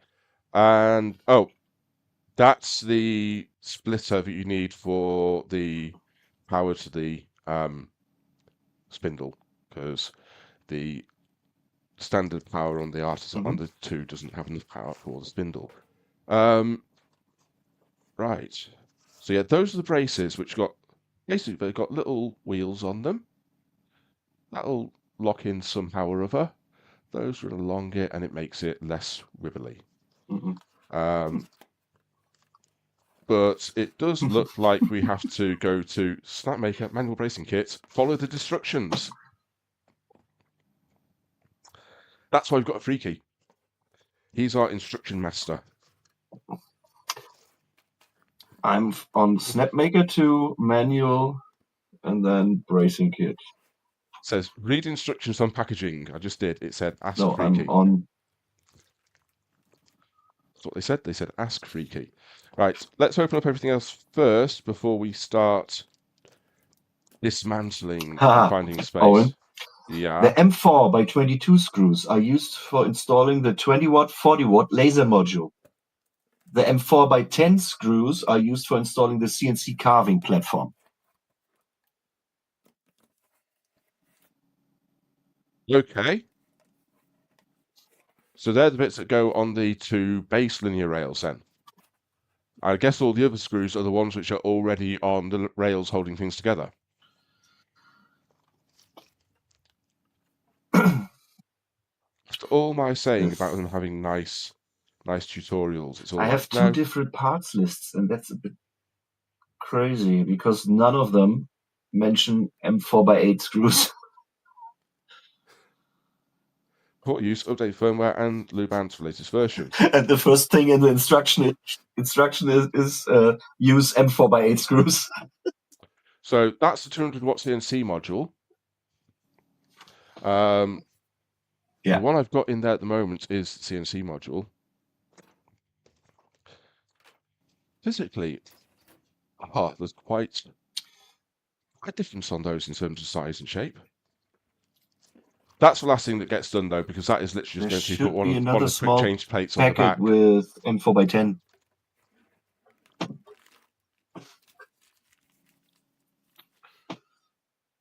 There it is. Yeah. And it's got some collet spanners in here as well. So That spanner, yeah. And you need an H 2.5 screwdriver.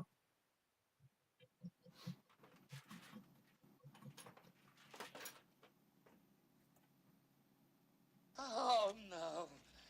Not again.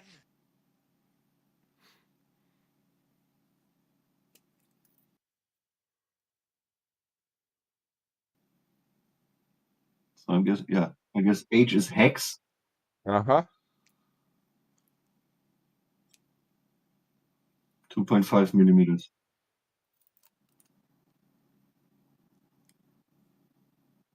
That's the screwdriver that came with the original Snapmaker. That's the assembly tool or part. I mean, that's the toolbox that came with the original machine. That's what all the components came in, including the screwdriver, side snips, tool heads, things. Yeah, that was all came from assembly. So it came with its own little, really quite nice hex driver for assembly, which I still got because I don't throw shit like that away, obviously.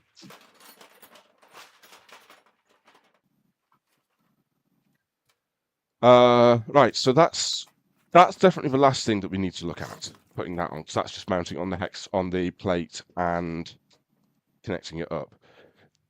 Bracing kit and quick swap kit are the 2 that we actually need to do the work to disassemble, move things around, make space, connect in.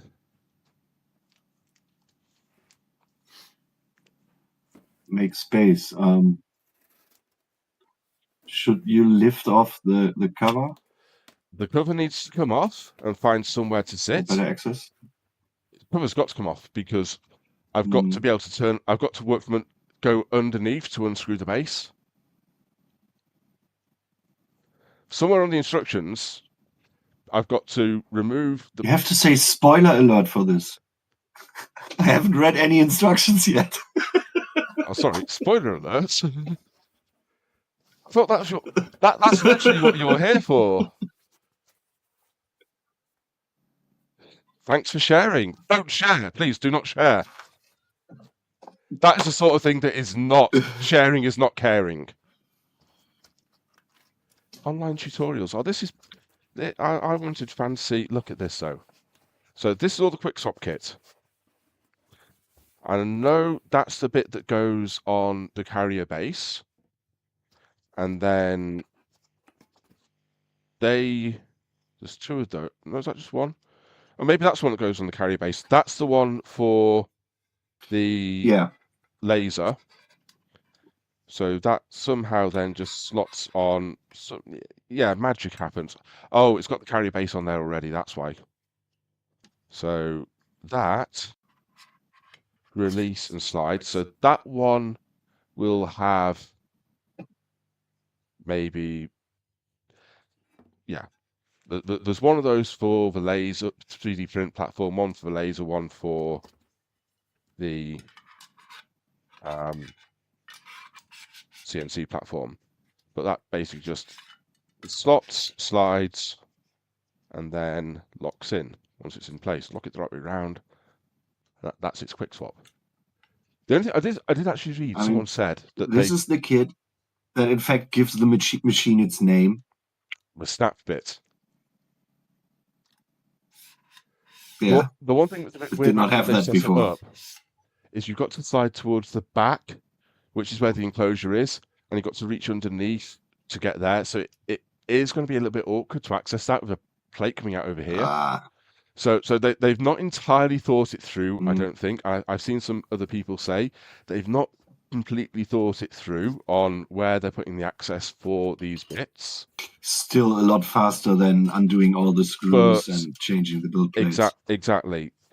I mean, you've seen me switch over once or twice, and it's a process that is so laborious. Oh, there's the other one. Yeah. So yeah, these take the 3D print and CNC bases on them.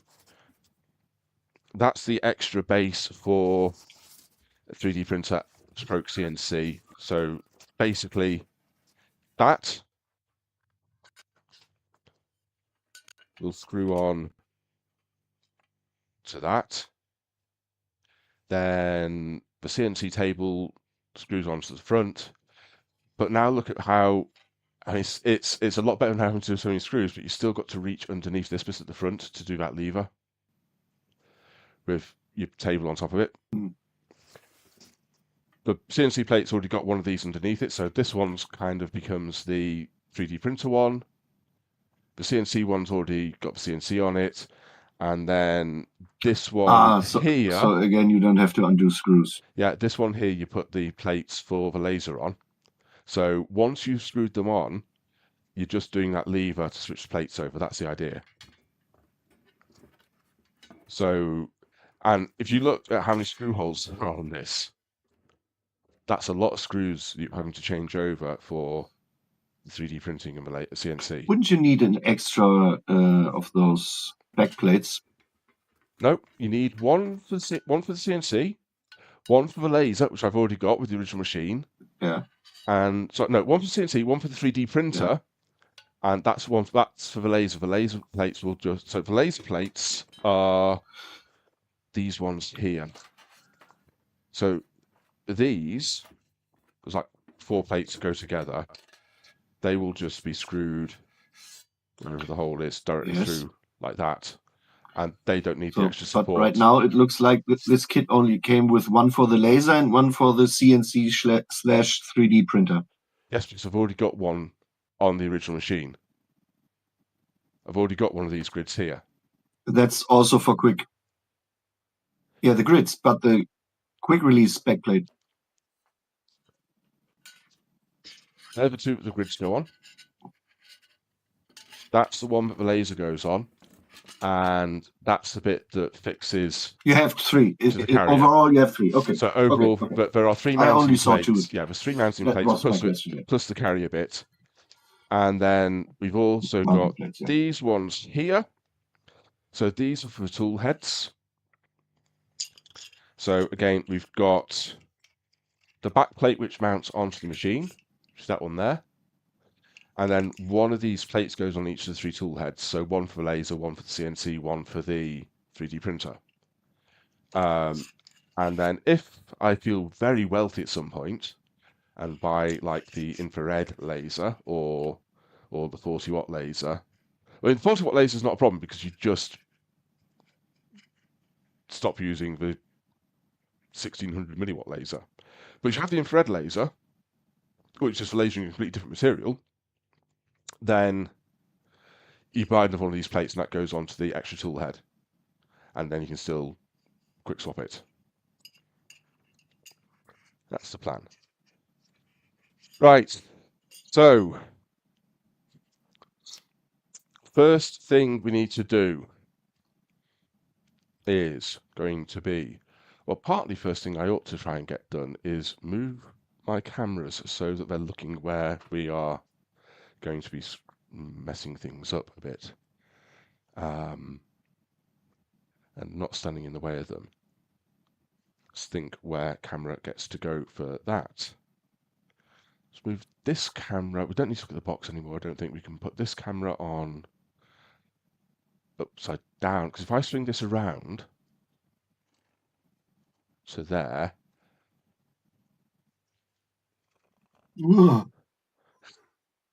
it's all upside down. Bad case of vertigo here. Yeah, don't look in the messy drawers.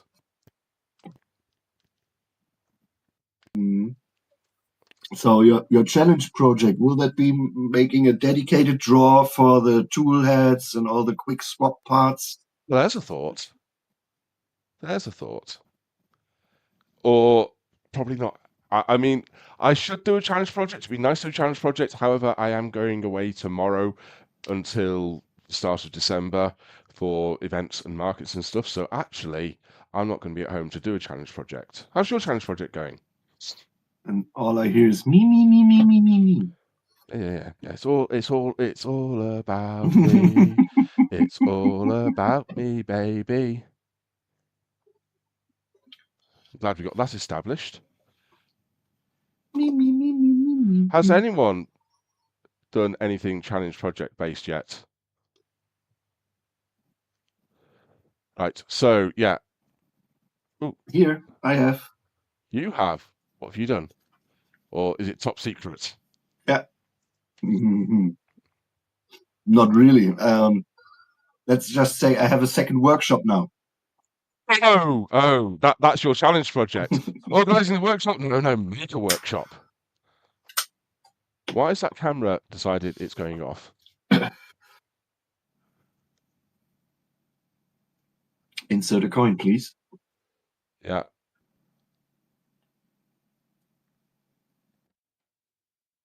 Now hum your favorite melody.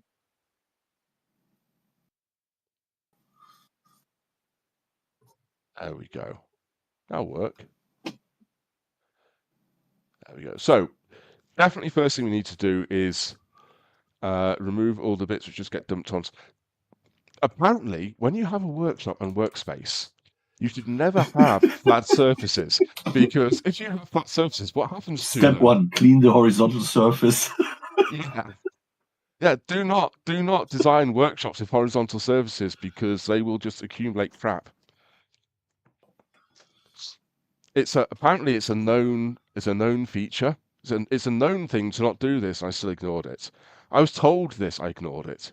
I can only blame You should myself. put some spikes on there, like they do on pigeon big spikes. buildings, to not have the pigeons spikes. sit there. Yeah. Pigeon spikes, yeah. I mean, ironically named because they're clearly anti-pigeon spikes. They're pigeonists. But No, the pigeons love them. A few boxes of sandpaper. I need to prep some of that sandpaper for the weekend because I'm taking little red lathe with me this weekend. We're making pendants, making lots of pendants.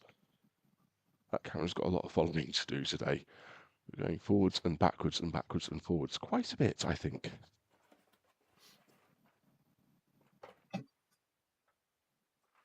It's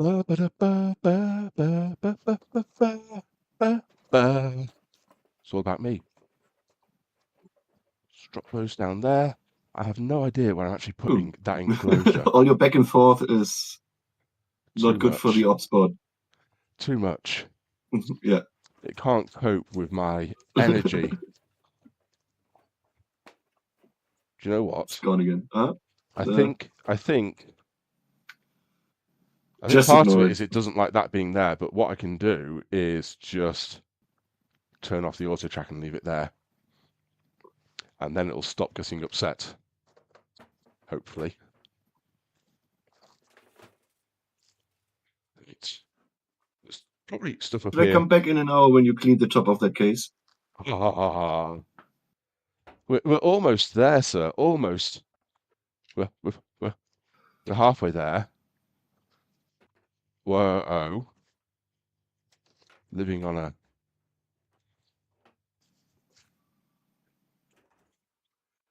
pots of silica beads, which are green. They should be orange. They need to be put in a toaster to dry out. Living on a dare. Yeah, exactly. Oh, Squalster. That date I said I was going to be in Rotherham has now changed. It's going to be a bit later in the month because things happened.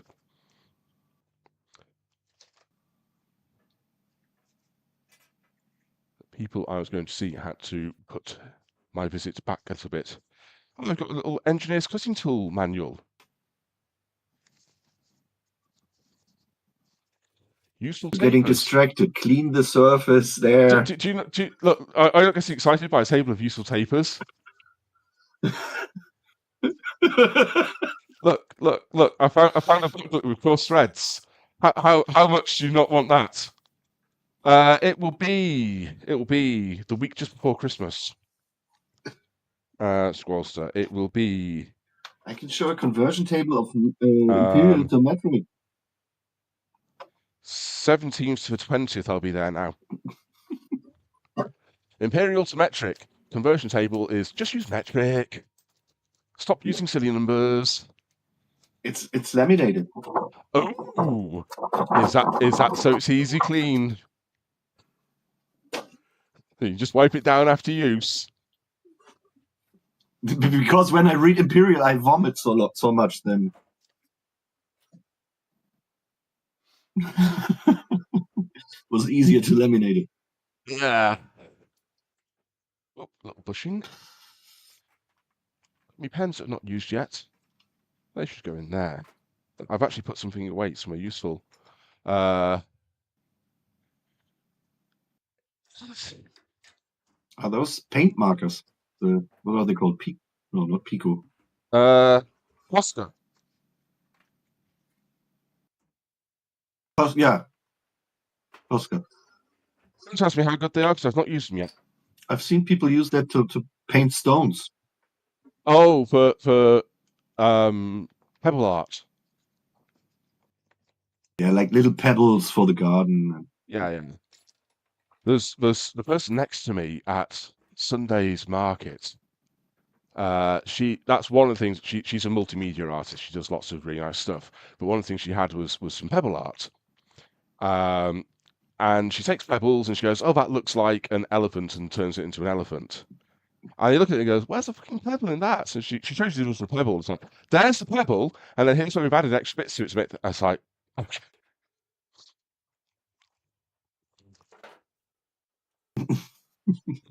Okay.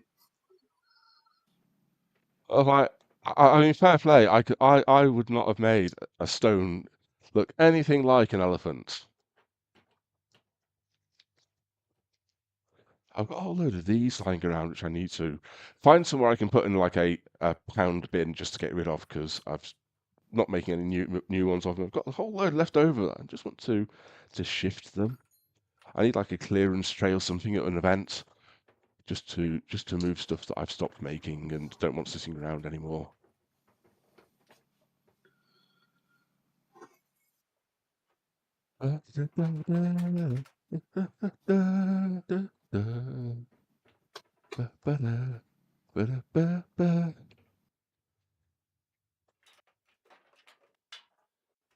It's always the thing with doing event type stuff is that, I mean, it's not an event, it's a visiting friends type stuff in this case, but anything you do can get cancelled at the last minute for all sorts of reasons. Before you forget, take the control screen out of its holder because that's attached to the case.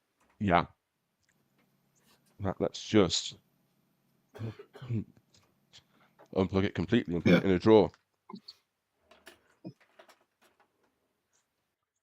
Let's just take the bits off here as well and put those in the drawer while we're at it.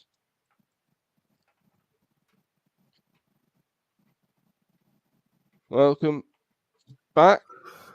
Picked up malts. Yeah. Single malts or lots of malts?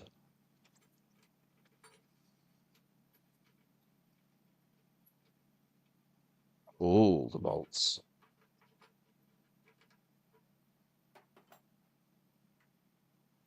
I still have some Glenfiddich sitting in the house, which might get used after this. Let's pop that down there.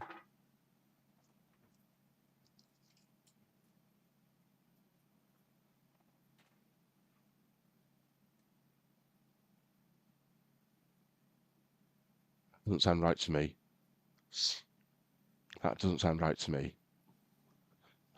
An Irish malt or Scottish malt, you know.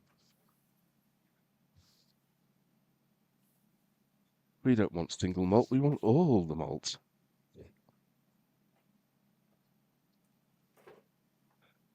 Did I have?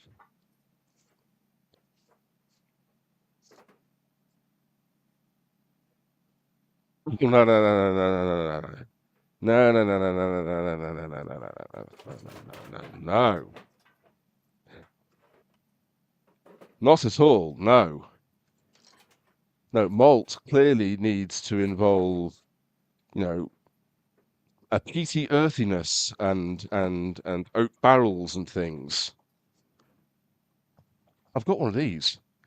You never knew I had one of these. A dust stirrer.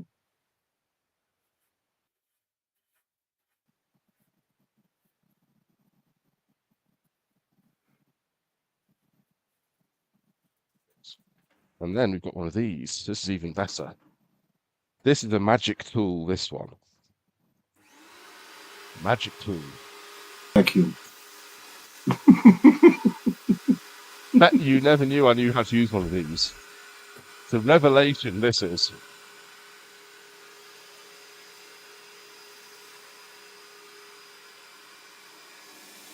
Jacob Van Street.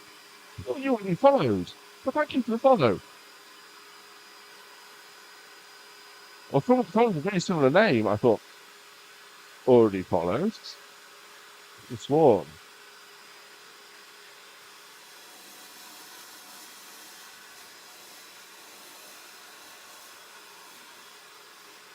So let's get the thick of that off there quickly.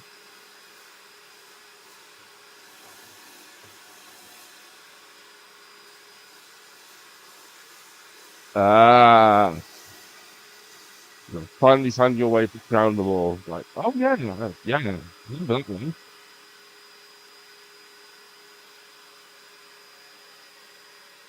Right.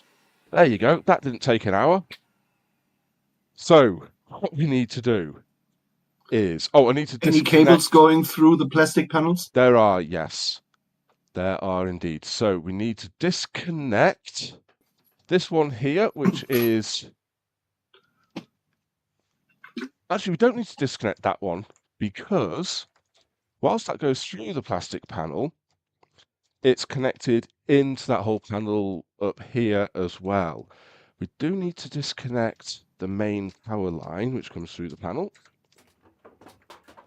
which is that one. So yeah, the e-stop button has a distribution hub inside the panels it connects to. That's actually part of the panel. But that distribution hub needs to be disconnected. And then we have got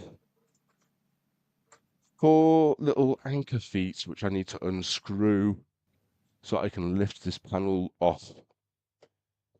Yeah, I think they need to be, I mean, strictly speaking, this just sits loose on them, but I'm not sure. Or, could I be better? This is going to be one of those annoying design things, isn't it? Tilted. Where, is it possible? I'm going to need to take that tool head off, I think, first. Should be. It would be nice to just be able to flip it and pull it out of the panel without moving the panels. Because then I can put this onto the lathe bed and work around it there. That would be good. That would be so much easier than trying to find someone to put that big enclosure. But it wouldn't surprise me if it was just too tight a tolerance to be able to rotate it and move it out of the panel. Because there's no base to this panel, so the panel will lift over, which I think how we put it on in the first place. Either that or we built it around the machine. I can't remember. We did it on stream, so there was a video, but it's probably not been kept.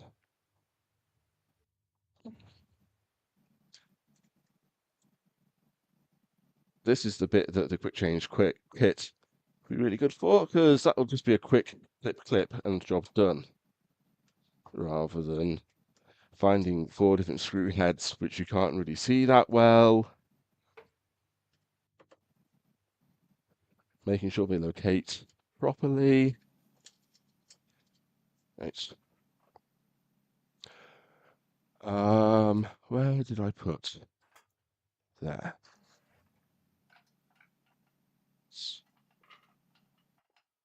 A little magnetic part tray here, which we can put those into.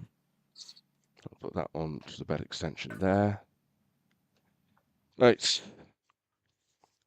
So that's the original, that's a 50-watt CNC spindle, which we replaced with Take out the the bit. end mill, yeah. It would break off.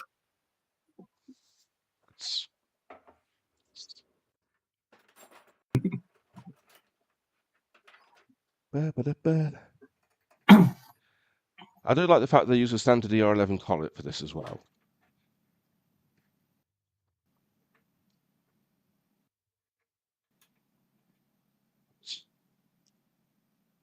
That's quite gridded up end mill, that one is. Probably as gridded up as one in there. These are like, it's a 2mm end mill. They don't last so long. Right, that can go in there. I will show you afterwards the difference in size between those 2 modules because they're quite significant.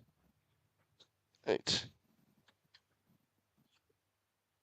Tilt back. And lift out. Yay! We have a snapmaker. The CNC machine is born. Congratulations! It's a little CNC. Fully functioning arms and legs. Like, what we're going to do then is balance this all precariously on the bed of a lathe, I think. That seems a sensible choice to me. It seems the only choice, actually. Sensible or not, it is the choice. Yeah, if you drop a screw, it will be almost impossible to find it there, yeah. Yeah. Moral of that story is, don't drop a screw. Come on. You have no confidence in me at all. You know who's doing the installation. Yeah?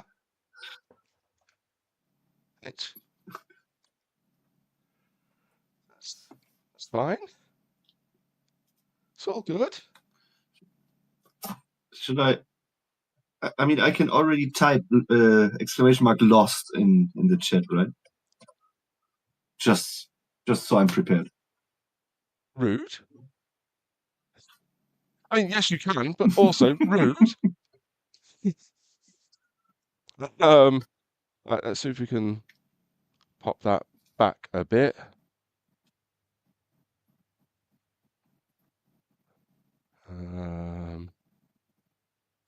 There we go. Extra wide. So Extra wide. So yeah, as you say. perfect. We are starting with the bracing plates. So yeah, I think first thing that has to do is this plate has to come off, whatever we're doing. True. Because basically bracing plates, it's going to be 2 under here, 2 behind here. That's where they go. But that needs to come off. So it's going to be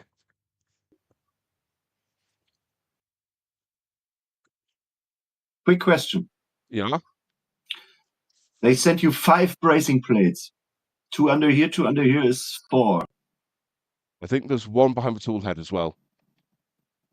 There's 1 on that. Y. What? X, Should be, yeah. is it X, Y? I know which one Z is. I can never remember which one X and Y is, but yeah, that's what number 4 is. It's behind the tool head.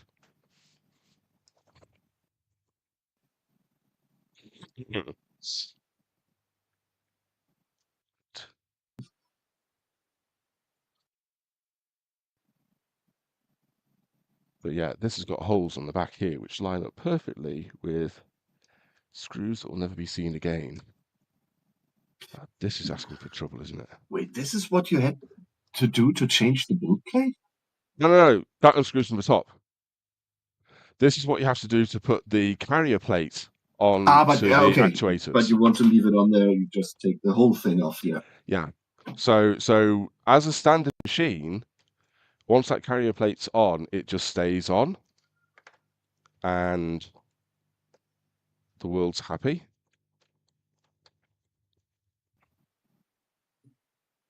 But with the quick change, that carrier plate stays attached to the CNC bed. The 3D print bed gets its own carrier plate. And the laser no longer requires a carrier plate. Right, this is going to be horrible. So I do not have tiny hands, which I feel I will need to get. I can't actually get my hand to where that screw's about to fall down.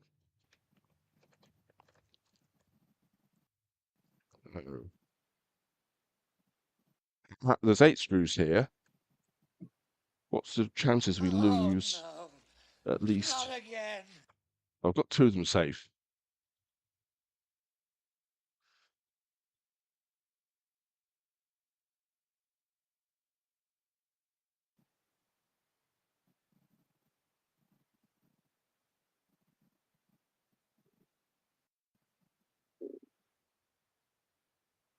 This is not even entirely sure I've got that unscrewing anything right now.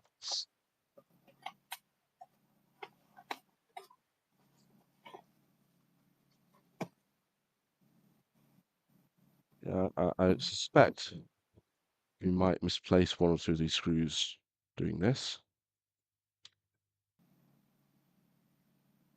We don't have that fancy big workbench, you see, that clearly everyone's meant to have when they're doing this sort of job. Right, Or a collection of magnetic trays.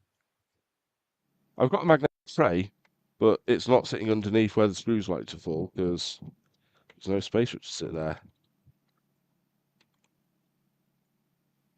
Once the plate comes off, I can hopefully retrieve the 4 screws that I can't get my hand to fairly easily. Actually, having this as quick change should also make this much easier to clean underneath the bed, because you've only got a very small bracket sitting there rather than a big fixed chunky plate. That's that one loose. Number 8.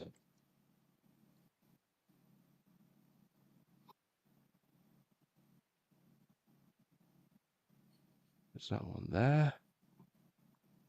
And that's that 3. So yeah, that's the other carrier plate that's already part of the kit, which is why there's only one in the quick change kit. Okay, let's go get those screws out. 1, 2, 3, 4. No screws lost. Yay.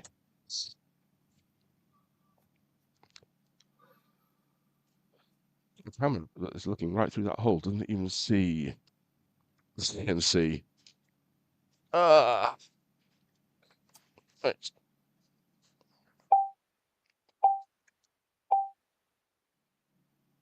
Was that you beeping?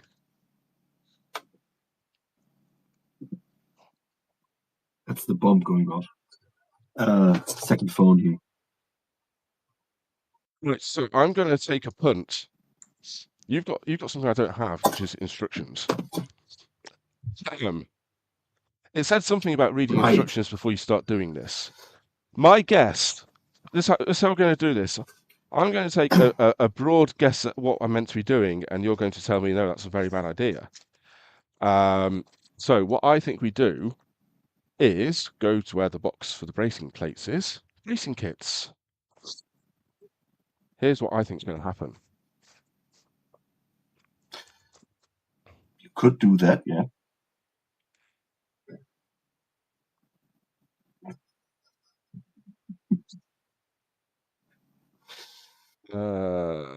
That button. That one there, that one there.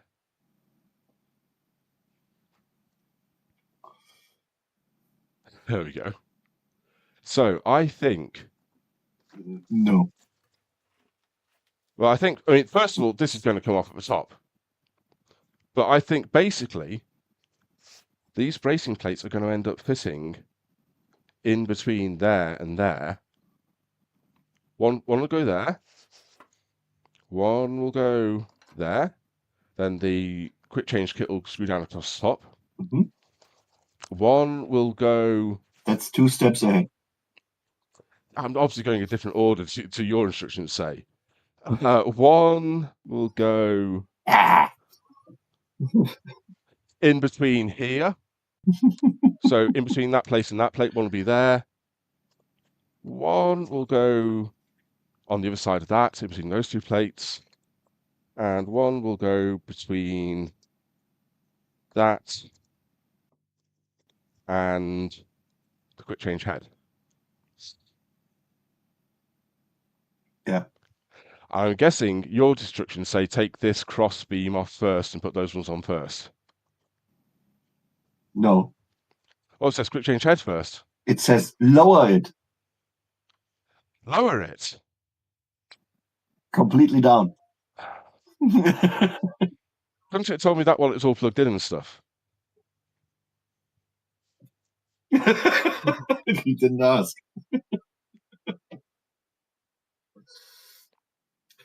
Procedures.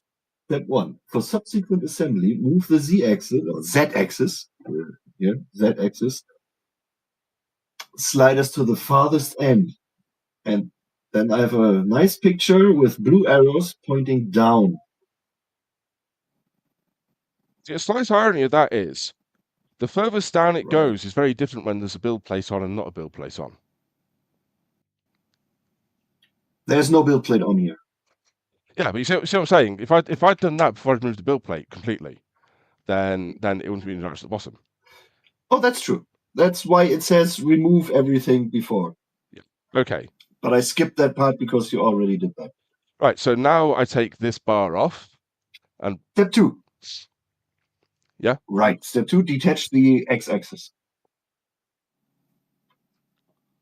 Let's just unplug it while we're at it. And then you have your 8 screws and 4x8. And yeah.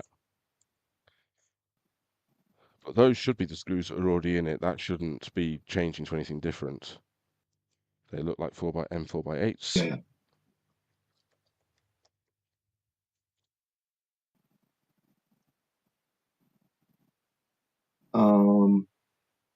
You will be using different holes in the silver plates. Okay.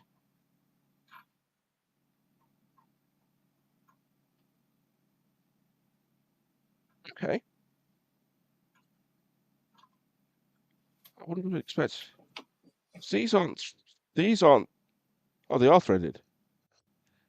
So. So.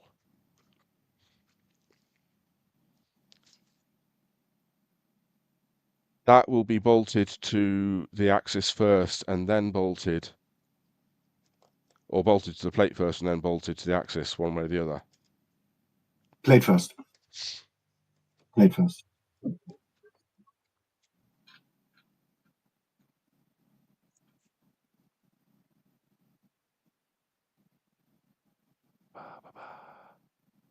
I could probably turn auto track back on, couldn't I, on that camera? Now that I'm not wandering around so much.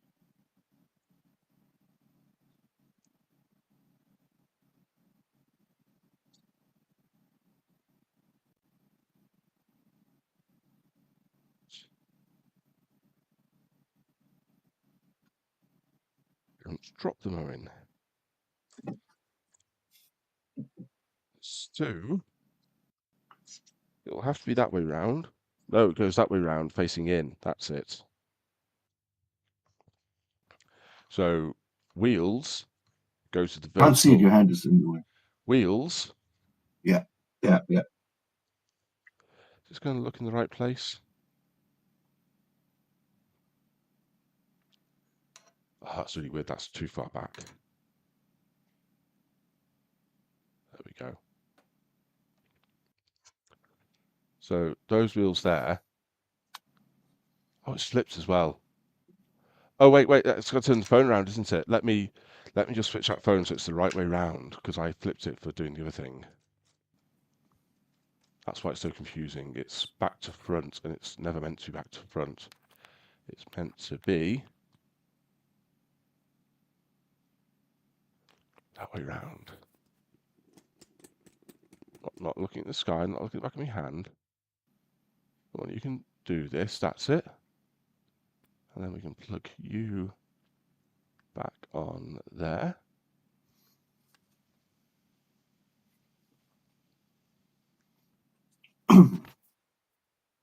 So there are some screws on the bracing plates. Those are for tightening the springs for the rollers. Yeah. Do not adjust them now. Just when they get worn, then you can Do retighten not the adjust springs. your TV screens. So let's have a look here. Okay, so looking at the back of the roof, looking at the back of that plate, there's 3 larger holes, 1 smaller hole. The smaller hole's the threaded one. So that's the hole that we're going to matching up and putting the screws Correct. into. Those are the ones that we use now. And it's the screws I've just taken out that I'm going to use for that. So it's 1 down from where they were before, which means the one above I can then screw through to the crossbeam thing. That's how that's going to work.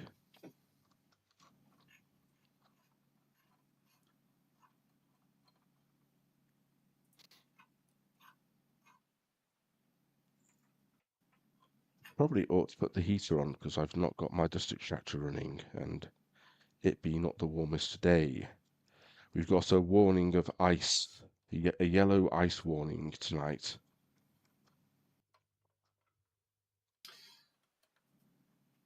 The thing is, the instructions say how you install the bracing plate, but not how you reattach the x-axis. So I can't tell you which screws to use. I would assume that will be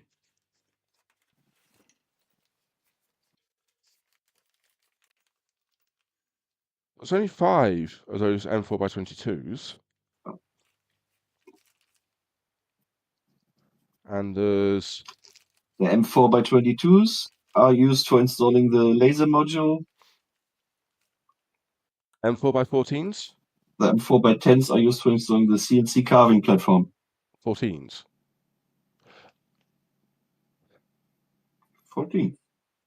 M4x14 and M4x22 are what come with the... And you should have 22 of those. Does that make sense? 4, Quick count. 8, 16, 20. Yeah, somehow. Use the freaky AI auto count. 1, 2, 3, 4, 5, 6, 7. Yep. Looks good enough to me.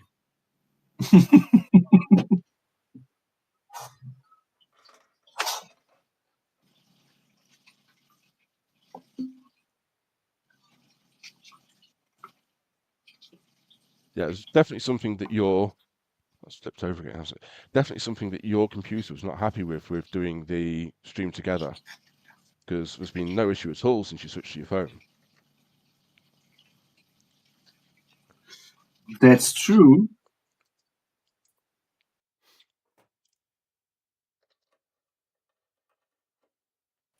But it still could be a Twitch thing.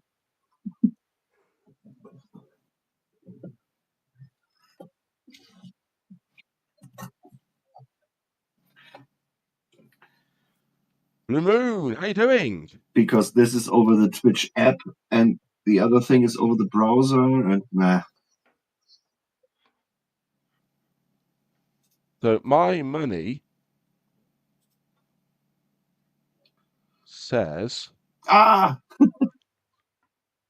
I found attaching the X-axis bracing plates.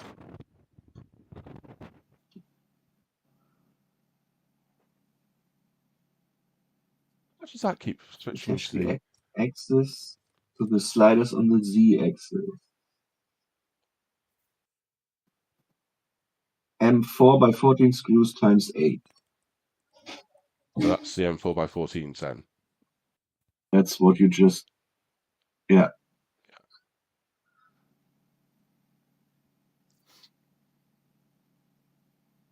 Screws all in? On those bits...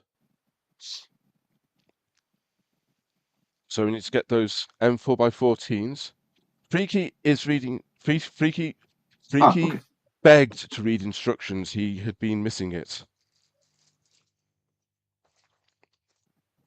He specifically said, I really miss reading instructions out. And everyone's going to think I'm making this up, but I'm not. He very clearly, I really miss reading instructions out to people. So if you get anything that needs building, I want to read instructions, is what he said to me. So about 10 minutes before I True. started streaming, I said to him, right, do you want to tonight? And he's like, I've not washed my hair.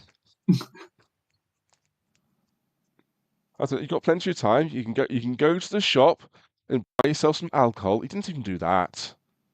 I thought he'd have at least got a... No, but I had to cancel playing Rocket League. I had a play date.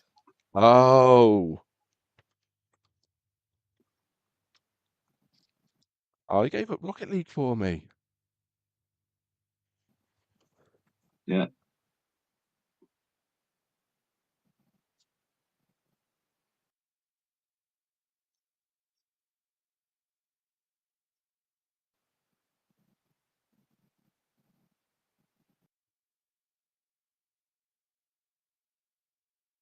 So 8 of these, yes? 8, yeah.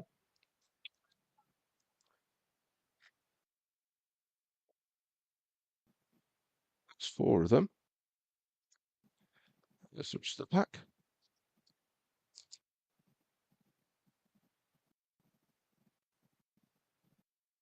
6, 7, 8. Ba-ba-ba-ba-ba.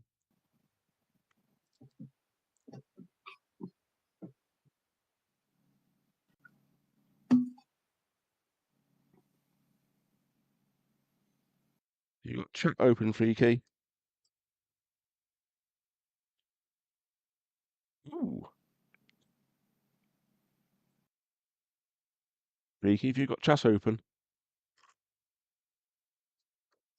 Yeah, I have. Freaky, can you read me? Ah, sorry. I started. Do you have the chat open? Yes. No. They go You in did a not. step. You did not say read the chat. Freaky, read the chat. I thought that was Well, implied. yes, I can. Ask for Owen.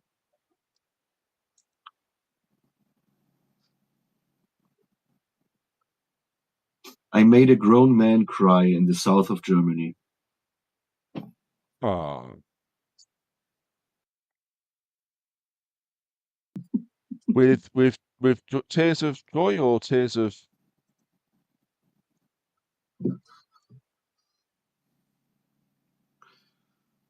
I mean, he can play without me, but he will lose all the time.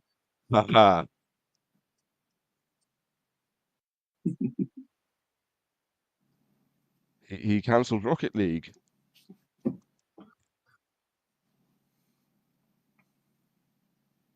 Said, nah, sorry, I've got a better offer.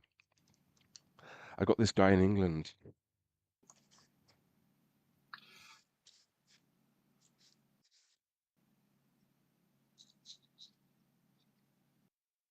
Freaky, coming from a port city, knows the sailor thing of, you know, knowing someone in every port.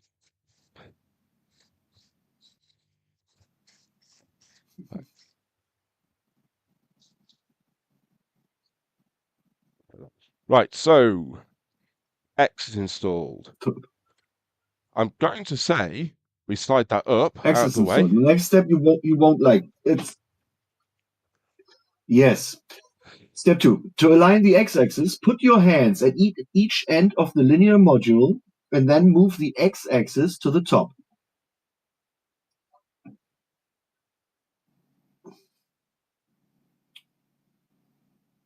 Make sure both ends of the linear module are in horizontal alignment with each other throughout the process. They're looking horizontally aligned to me.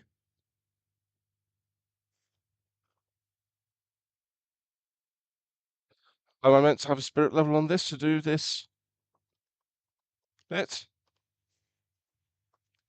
Machinist level.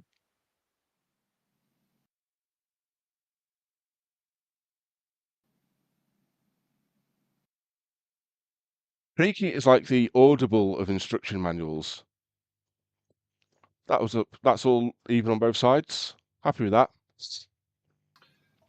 Okay. Attach the bracing plate to the x-axis. That's the one in the middle.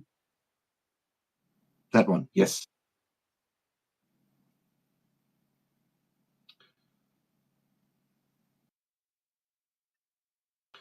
You will need 4 screws and 4x8.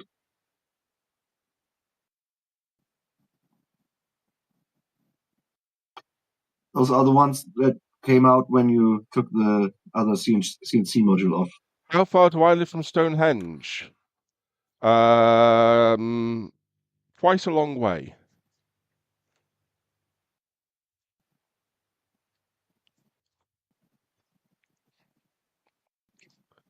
I could get one. I can get one of you in for free there.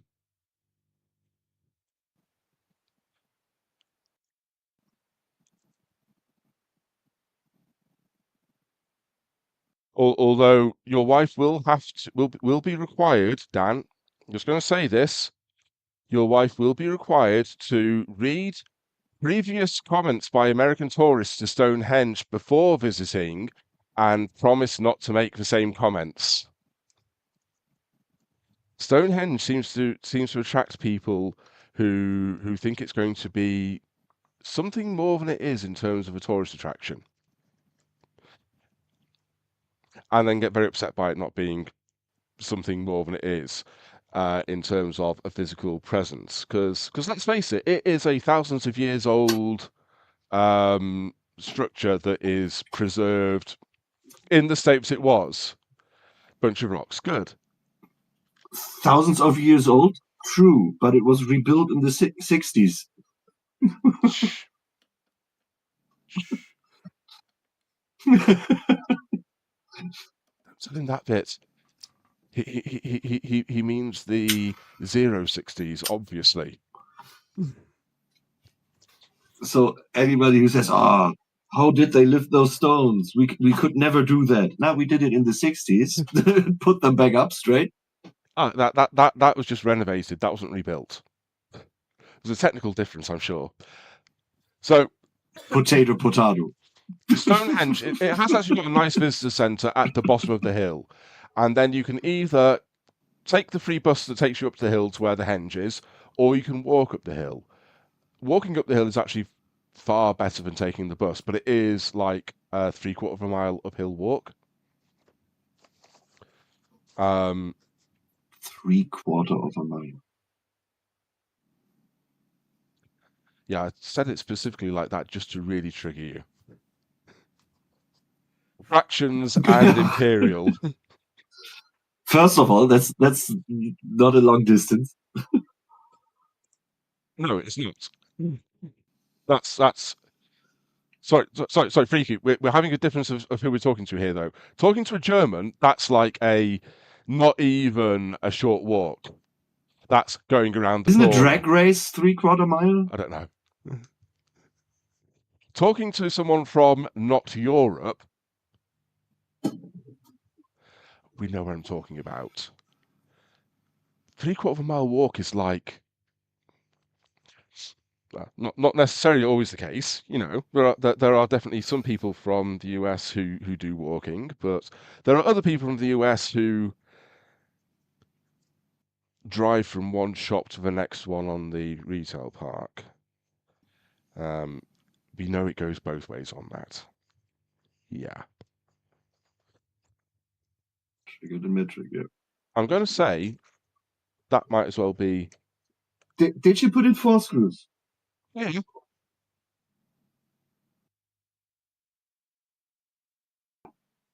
Why should I not put in 4 screws? I can only see the top. That's why I asked. Yeah, there's 2 at the bottom. So that plate will go on there Okay. next. It's got to go that way around, because otherwise it'd be stupid. No, later. You can do it now. Is that going to be my M4x14s? But that's not following the instructions, because that's not the next step.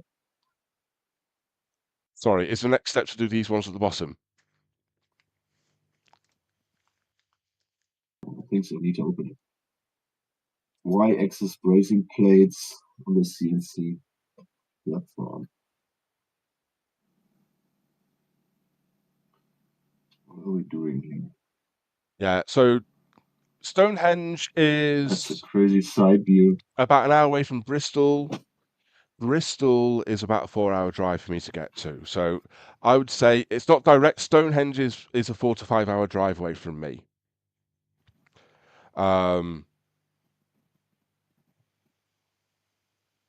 It's a nice part of the country, though.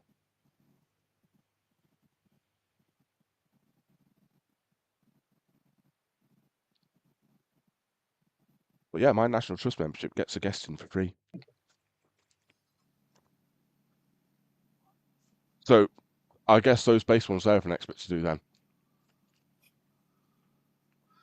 Yeah, I mean, you can use the M4x14 screws and attach the quick release thingy. There you go. I knew you'd let me. Doesn't hurt. The question is, does it make a difference which way round it goes? I'm going to guess I want it that way round, really. Because then the release handles It on the side I'm should. operating it from, where all the controls and stuff are.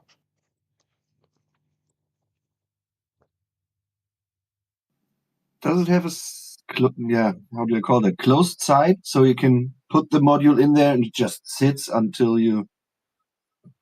Oh, it's got a stop there, yeah, so it has got a hard stop at the bottom. Yeah, there's a stopping pin. Yeah, and Yeah. that needs to be at the bottom. Yeah, that should be at the bottom. So it is the right way. That is definitely that way round. So, Dan, if you were coming over to the UK and you're interested in history type things, you can get a tourist's visitors National Trust membership that lasts for like 2 weeks and allows you access to all the National Trust properties. They are not like the biggest, most impressive properties. They're all privately owned, but they are good properties that are interesting to visit. And they do include that includes Stonehenge as one of the places you can go to with National Trust. You know, the really big name places like Chatsworth and Blenheim are privately owned and separate and private tickets, but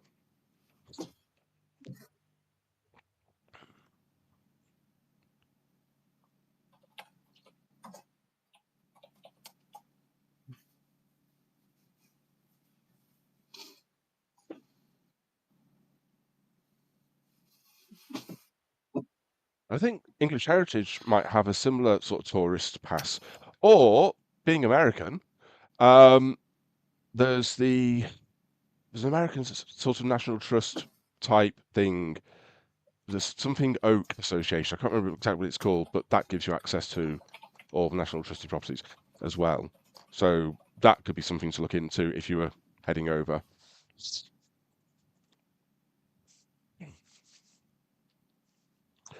Right. Let's come back over to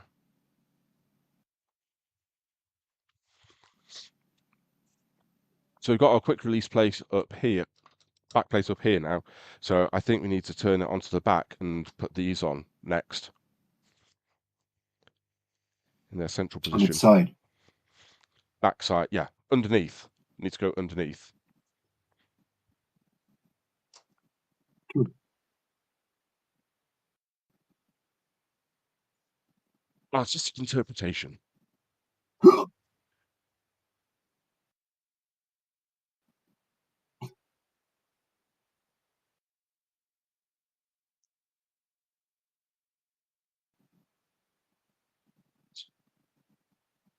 Beautiful bundle of cables. So this is where we need either an actual workbench with support just under the corner there, or more hands than I've got, or a good stomach. This is why we've got a stomach, because that does that bit for us, you see. We can use that for balancing capabilities. See, it's planned. It's what we'll do is get one screw in. M4x8. Yeah, that's the ones I've got here. But this is where we have fun, because we have to find these holes in the base here and poke them through to those holes there, and hope that I've got the right hole there.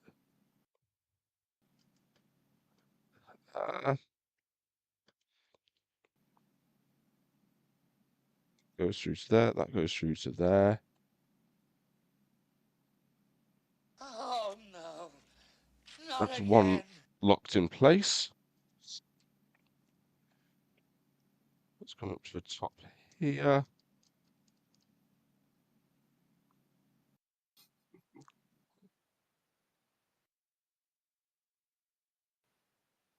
Sansa.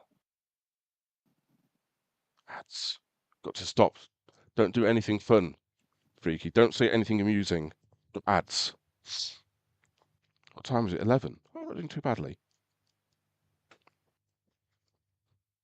Midnight. At the Oasis. Have you taken your camel to bed?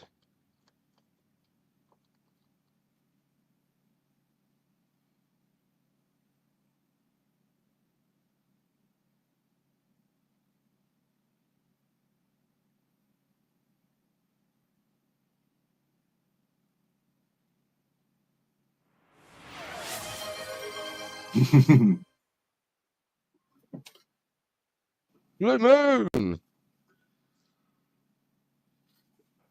Dan! Thank you for that gift sub to Blue Moon. I heard first of all Blue Moon's subscribed, and I looked up and was like, Dan, thank you for that. There you go. Definitely not getting any ads now.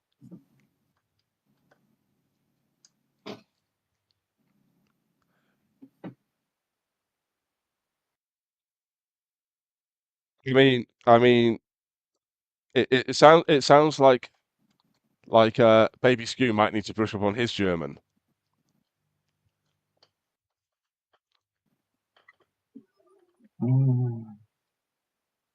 Here's to you, crafting community and German enthusiasts alike. Fakes to do you craft?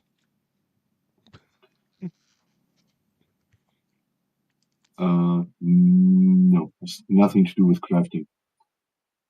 Can mean repair, like in English, but also taking drugs with a needle, so syringe. Do you know what I'm going to do? Is put this on its back that way. That's probably a better call, because look, it's got 2 points of balance now. Good job one of us has got brains here. But unfortunately, he didn't say anything, so I had to do it by myself. German is hard. German is easy, very easy. Yeah, so you tell me.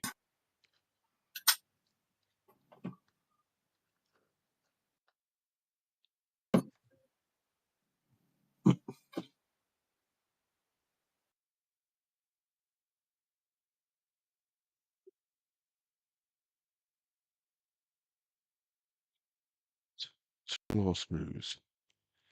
Yeah, it's easy for the Germans. I'm still in the process of teaching Tim to read, and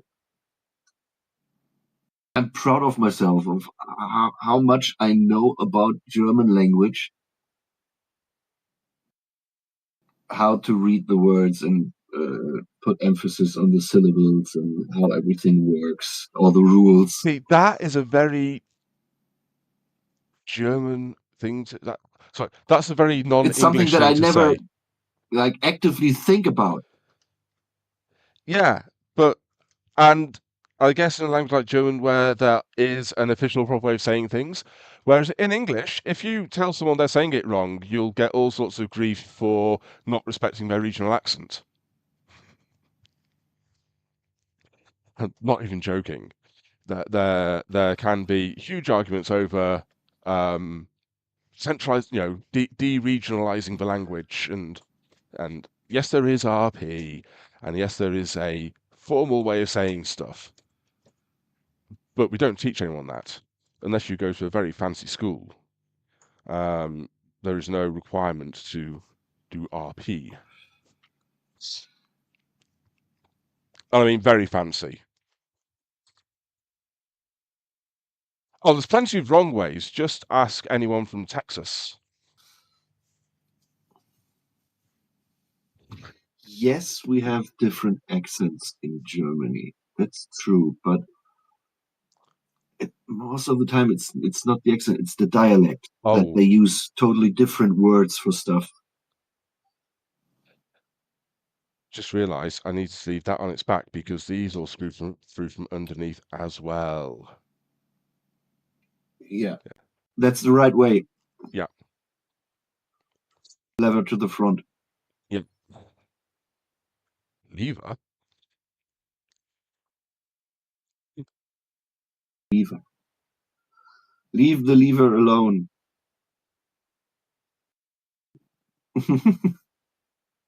Yeah.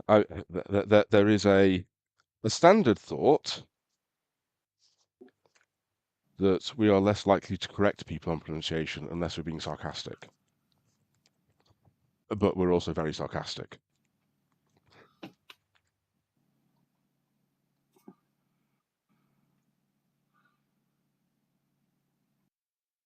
I have an example where it really makes a difference on how you say something.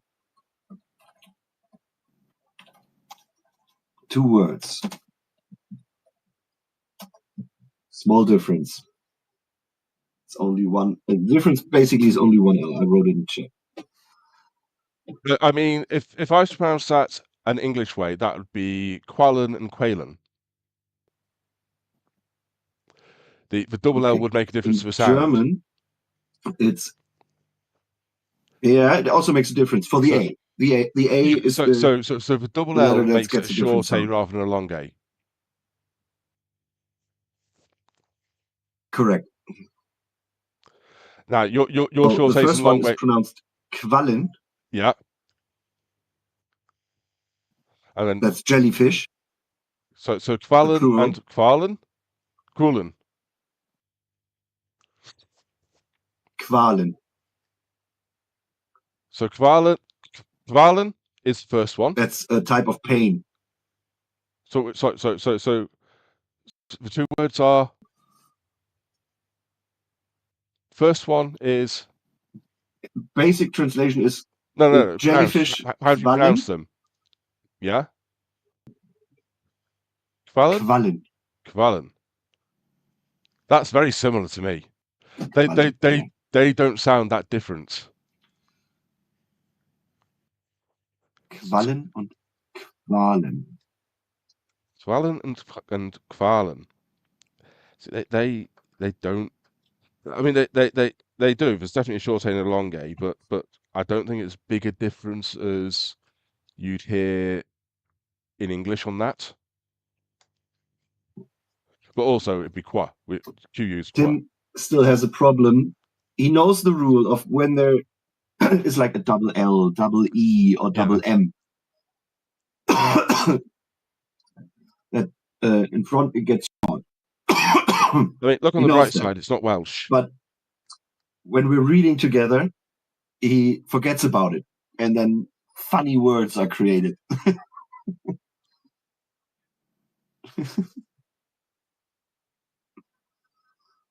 Jersey, yeah. No. Look on the bright side. Try saying the first one of those in with Welsh tones.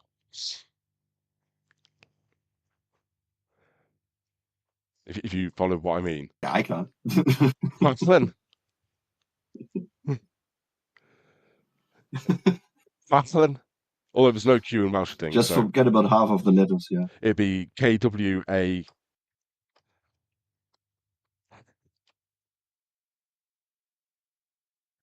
But the double L will be a th. Like cleaning your throat. Blue Moon. It of course it sounds hard when I try to explain something here, but it's all based on very basic rules, and it's the same for all the words. So Yeah. once you have that down, you can read anything. That's where English is difficult because it comes from so many different language roots. You don't quite know necessarily what the rule set's going to be for the word you're looking at. Are you looking at a word that's got German heritage? Are you looking at a word that's got French heritage? Because they will change how it sounds according to which language it's come from originally. Are you looking at a word that's got Danish heritage? Yeah, here.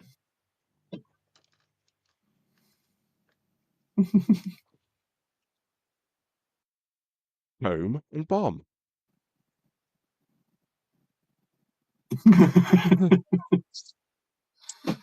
No. It's because we were invaded by What's the rule for everyone, that? and apparently everyone wants our reparations back now because we got all the reparations, you see.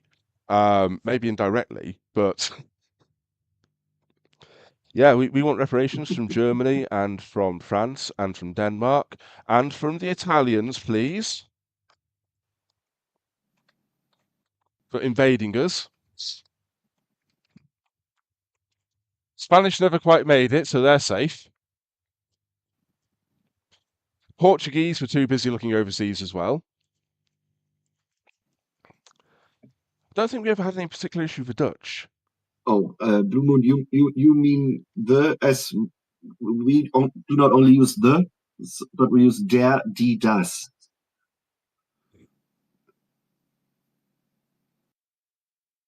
Then how many ways you have to And say. the way you learn that And what's, yeah. is when you learn the That words, is there. It's nicht vocabulary there. learning for when you learn English, you just include the article, the der, die, or das. It just is okay. It just is. Trust me on this one. That's the rules. Is that everything I need to do for all that bit? Is that job done? Can that go back in the enclosure now? Yes. Yay! Job done.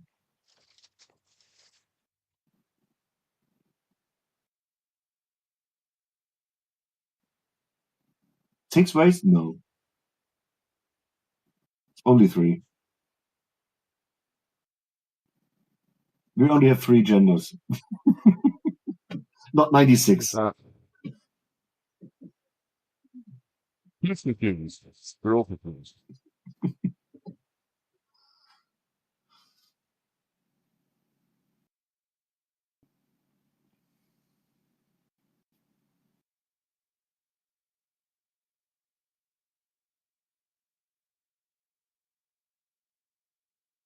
You mean you even have to remember to use the right version of you, so you don't offend someone. Oh, du oder sie? Yeah.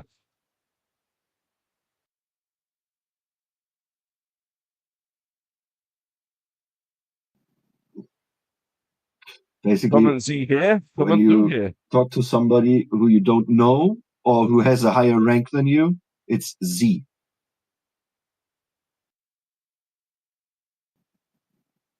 If you talk to a friend or a person you've met before and you both agreed on the du, then you use That du. sounds very Victorian. Because there would have been in Victorian era English very similar sort of things about whether you use a person's surname, it's Mr. such and such or Mrs. such and such, or whether you use their first name, and you could only use someone's first name. A, if they were of lower rank than you, and It's a B, way if of they give showing you respect permission. in a way.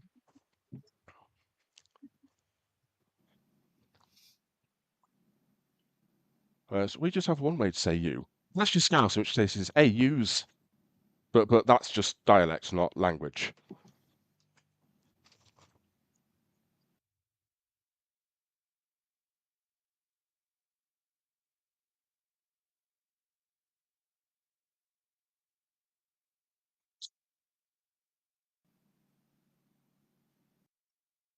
Is that in its box? E. The du or sie thing can get funny in some cases when you only know the first name of somebody. Like for me, my name is Stefan. So I only know your first name, but I've still got to then call you you can formally. make things like Stefan, können Sie? Could you, but Sie.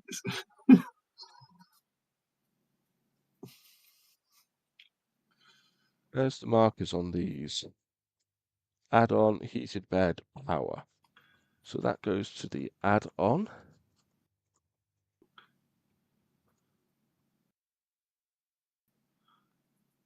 Or we need to make the software changes. We will. That will be fun.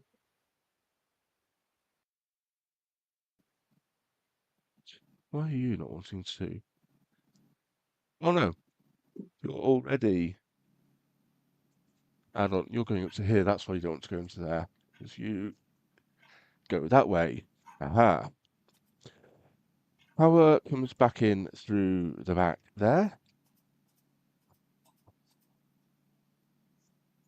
If I had a hammer, I would hammer in the morning. Not only that, I would hammer. I hammer in the evening. Let's put that screen in. I'd hammer in the morning. Would you do it all over this land?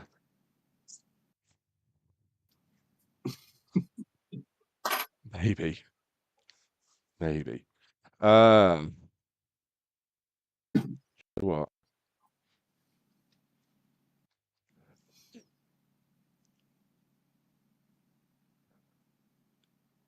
Got a camera there. It's got a lathe in the way, but we've got a camera there. So that is that sitting in place.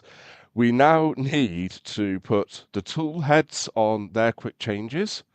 We need to put the bases on their quick changes. And then we need to do our firmware updates. Yeah? So bracing kit box done with. quick swap box. Not done with.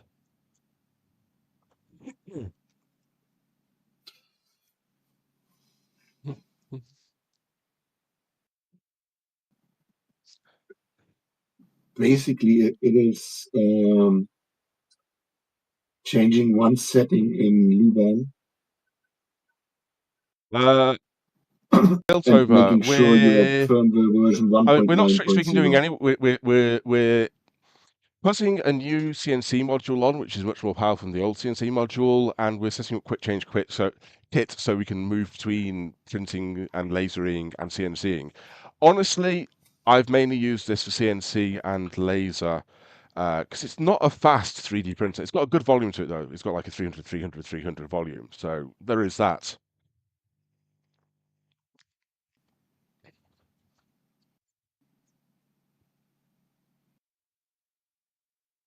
You dear blue. But when you start a 10-hour print, you need a calendar, not a clock. Yeah.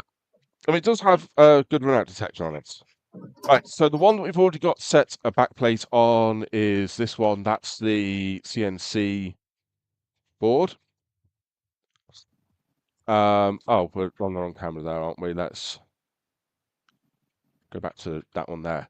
So yeah, CNC board here.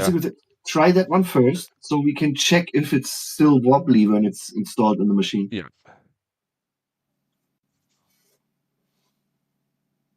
Or laser, yeah. So it's a 300, whichever one you want, CNC, laser, or 3D printer.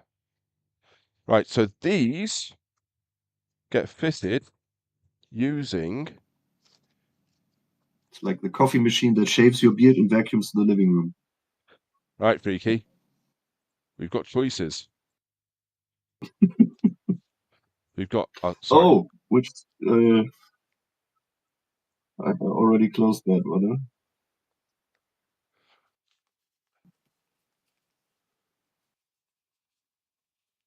Those are Built over.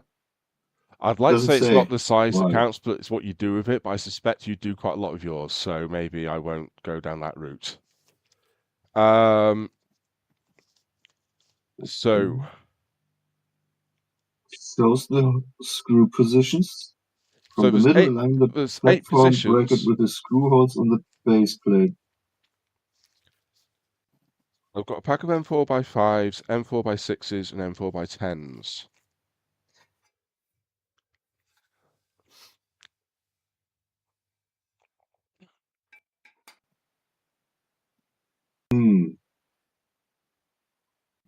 Coffee for your beard shavings?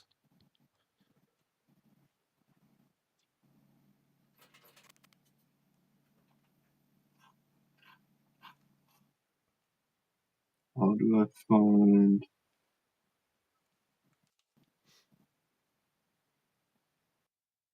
Quick swap kit, there it is.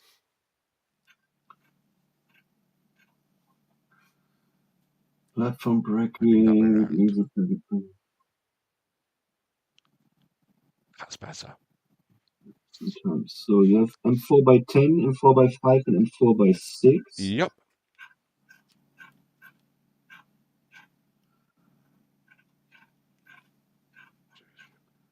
I think the M4x5s is for laser. I think the M4x6s are likely... M4x10. M4x10. So the M4x6s are tool heads. Is it? Need to scroll up. Right. M4x6 is tool head, yeah. Yeah, M4x10. If you're German coffee, it makes sense. The efficiency of it. I've had German coffee. Freaky's made me coffee because I couldn't understand his coffee machine. True. It was far too complicated for a simple brain like mine.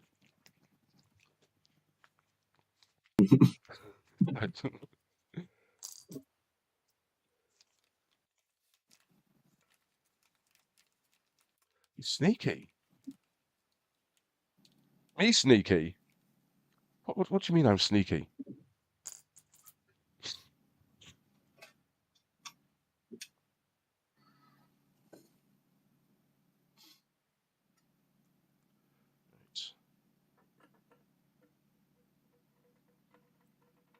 making sure I'm on top, that was all.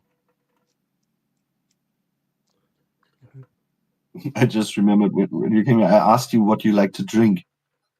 And I was expecting something like water or juice or I don't know, soft drinks, lemonade, something. No, it was beer or milk. Here, milk. I said water as well. That's what you said. I said water as well. You. So if you started watching us on Twitch. First, Dan. Beer and Not a milk together? bear, No, beer. no. Bear on milk. I mean,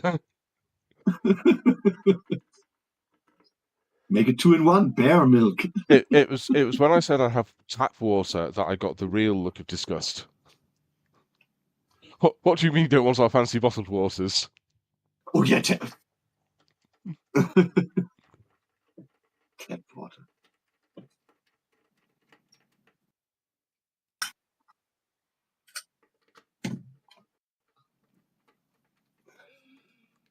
Nothing wrong with tap water.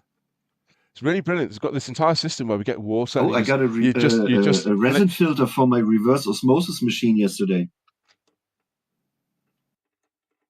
You got a filter for your reverse. Now I can make completely clear water with nothing in it.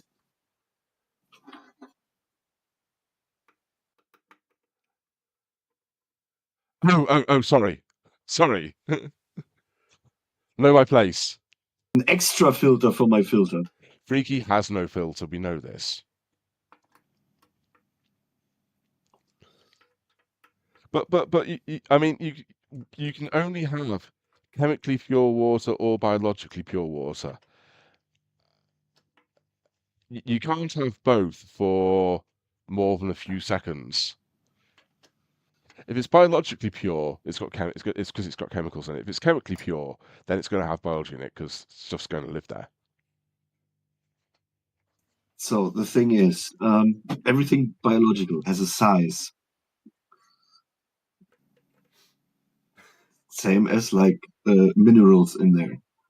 So if my membrane the filter membrane can take out minerals, then it should be able to take out everything that's biological too. So you're going for biological warfare on your water. I think to be able to change this has to be right at the front. Slide that forward. I don't think you can change it within the back position.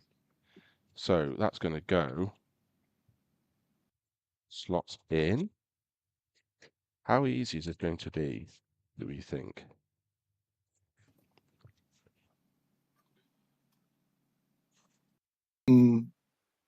Should I have mentioned the direction that you have to screw the plate on?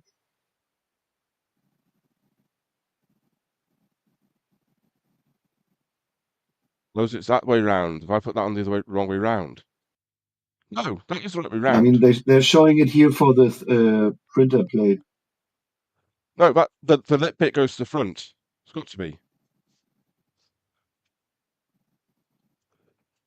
That bit goes to the front, yeah. But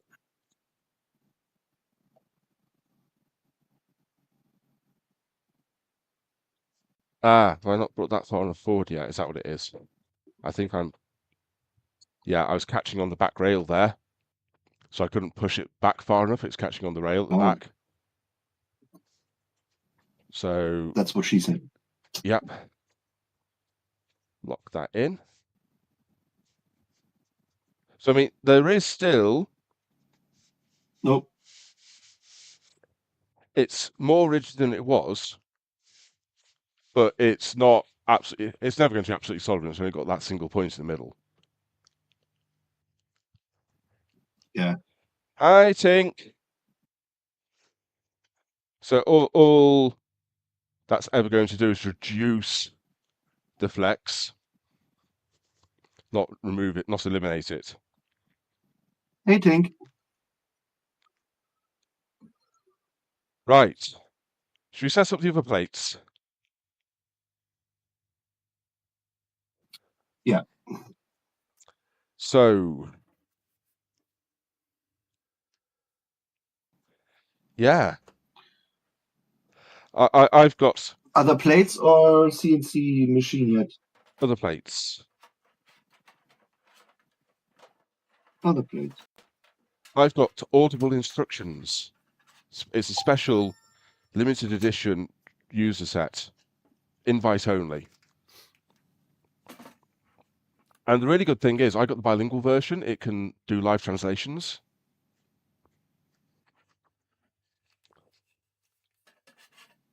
Right. So these are the laser grid plates, which are the same both ways around. There's no front and back to these.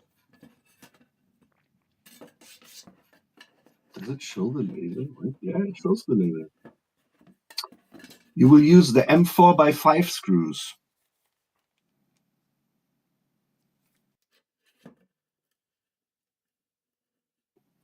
Line those up.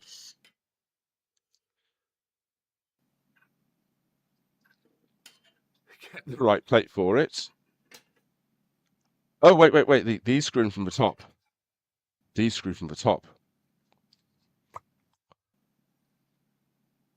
Yes, they do.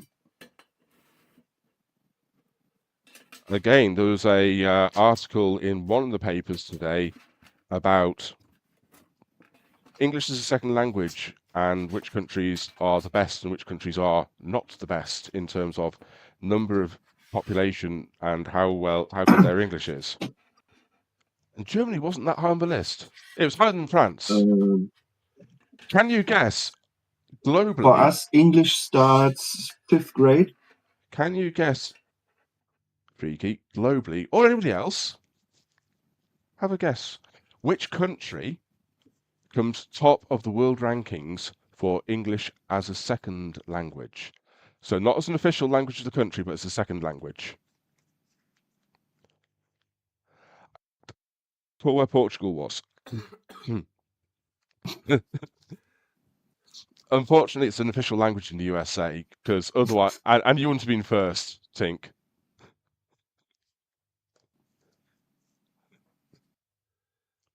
Not India, no. India is a good guess. Good guess. Do you know the answer, Freaky? No. Oh, does the US doesn't have official languages, does it? It just has languages it uses.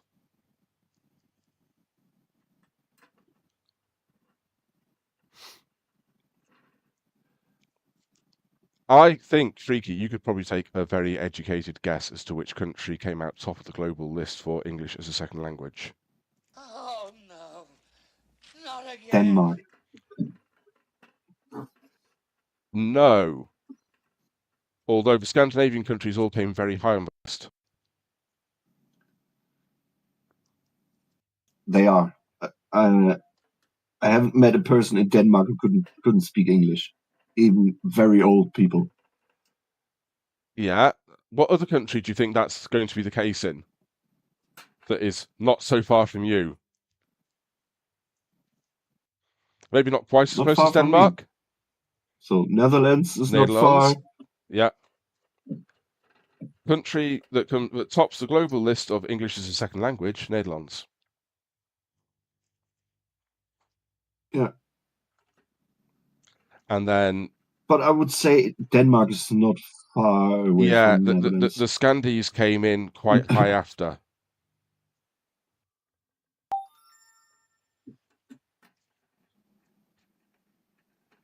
Oh, you're in the Spanish-speaking part. Yeah. You don't see much of that on Hollywood-produced media.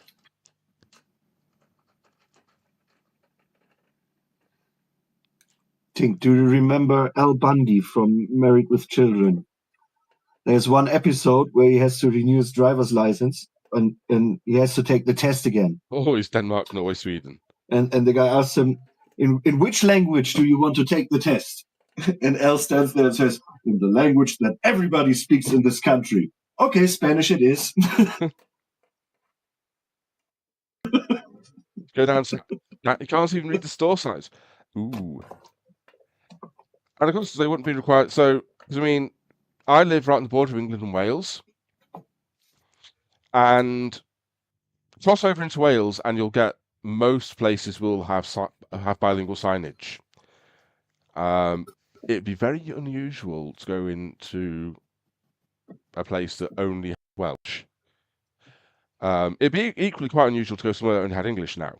But you go to a supermarket, and all the aisles will be labelled in both English and Welsh. So it'll say cheese, and it'll say caws, and it'll say fish, and then it'll say whatever the Welsh for fish is.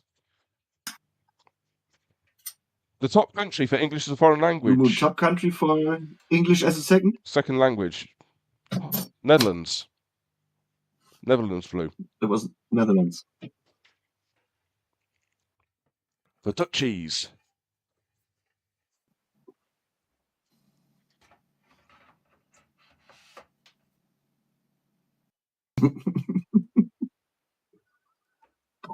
There we go. So that's the laser plate is now on a quick change. That's actually not going to be so bad to change, as long as I remember to take it to the home position first. How much better is that than doing a whole load of screws?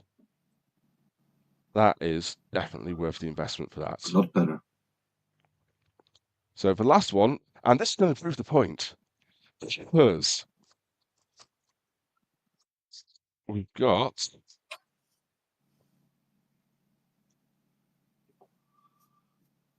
Oh, there will be a lot of screws. I'll put the 3D print plate on this now.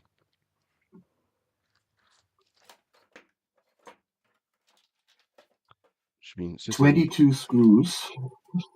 Yep.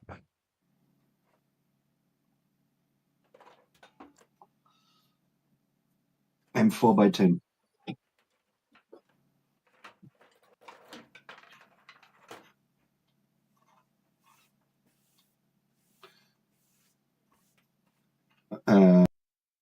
To attach the heated bed to the frame.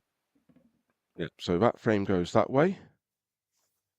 Heated plate goes that way.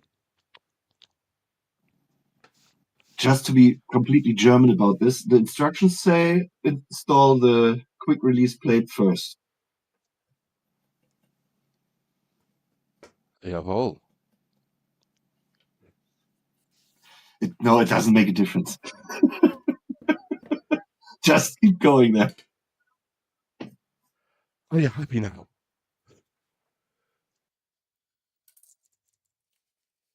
Some countries' entire population speak even more. Oh, you said at least, yeah. Yeah, there are countries which have got like 3 official languages. But there's also countries which have got 2 official languages, but people only speak one, and they will categorically refuse to speak their official language.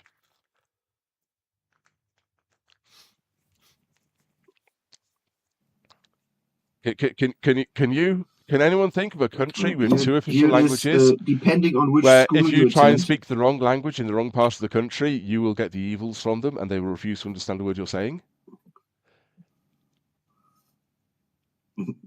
Give you a clue, Freaky. It starts with a B.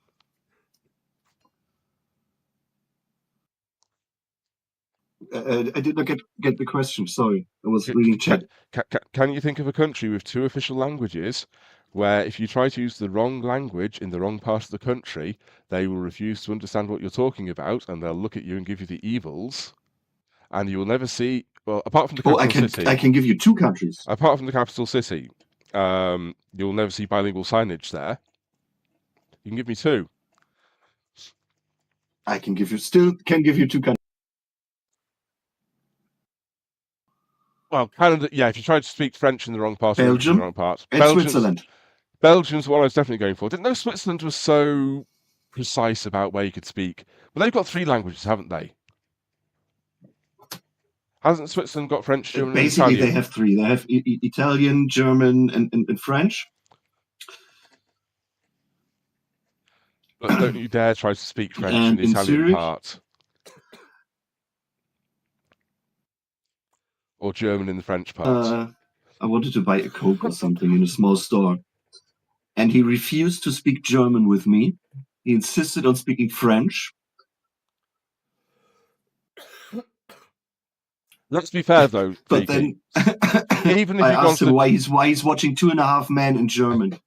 even if you'd gone to the German part of Switzerland, they'd have said you were speaking the wrong type of German.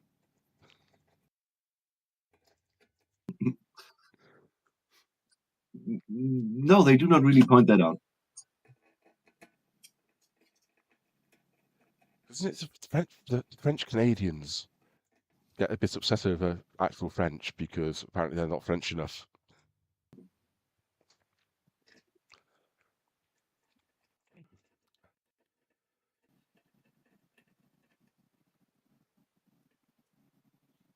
The US does not speak to anything but German. Even is this one of the religious groups who like Pennsylvanian, not Dutch?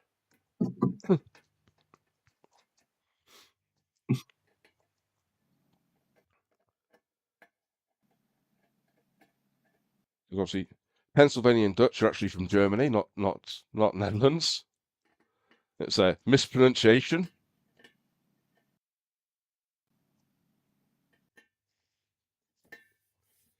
Which is slightly ironic if they refuse to speak anything but German, but they don't know that they're German rather than call themselves Dutch. Yeah. You can say it's the English that call them Dutch, not the Dutch. I'll stop there. I'll stop there. Right. I've watched enough YouTube videos to know that that's not really German what they speak.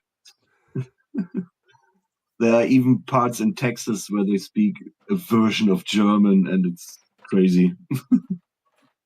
Yeah, but that's like the whole of the US though, Freaky. They the German speakers don't speak real German and the English speakers don't speak real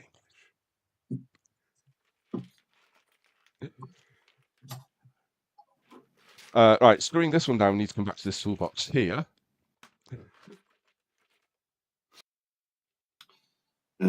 Built over, but Dutch and Deutsch sound Yes, very they similar. do. So Deutsch is German. So these have all got the countersink screws on them. Let's line the whole load. I'll gladly admit I speak American. Hex flathead screws times 22. Yeah. No, not flathead. These are. They call them flathead. I suppose the That's head's flat instructions, rather not than me. cap. But I mean, the original manual was written in Chinese, so Yeah, maybe we should have got Cindy down to help.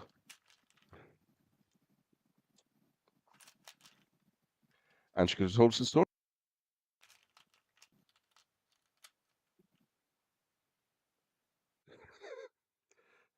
I got no response.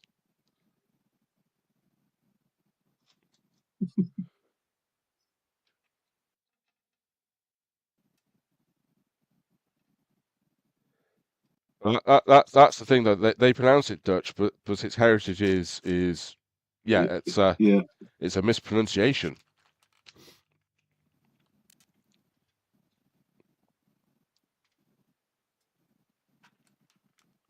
Although I guess also, if you go back to when they would have left Europe as a primary group, then Germany didn't really exist as a single state at that point either, did it? So was there more of a correlation between some of the bits close to Netherlands with Netherlands and with other parts of time? I don't know.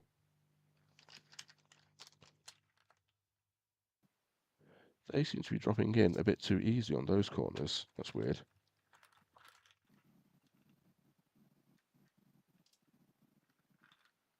So when would that be? Early 1700s? I have no idea when they moved across, but I mean, Germany as a state is only late 1800s, isn't it? I mean, when it must have been before 1776. Why? What happened in what? I would guess. Possibly, but not necessarily. I don't know. It's after the Mayflower. I'm not sure that these corner ones... Around 1900, yeah.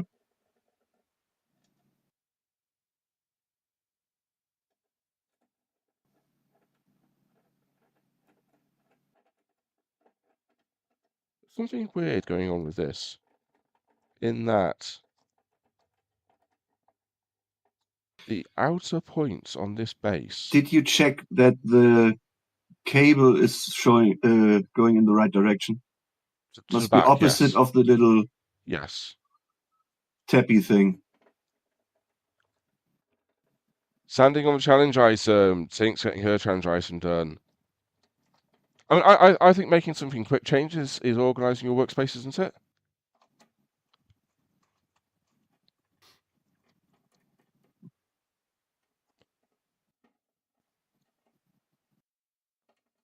So the instructions say 22 of these, don't they? But some of 22. these holes seem to be tapped for a different size thread, which is... So far, these are all okay, but these ones... That's weird, because everything so far has been in 4. Yeah.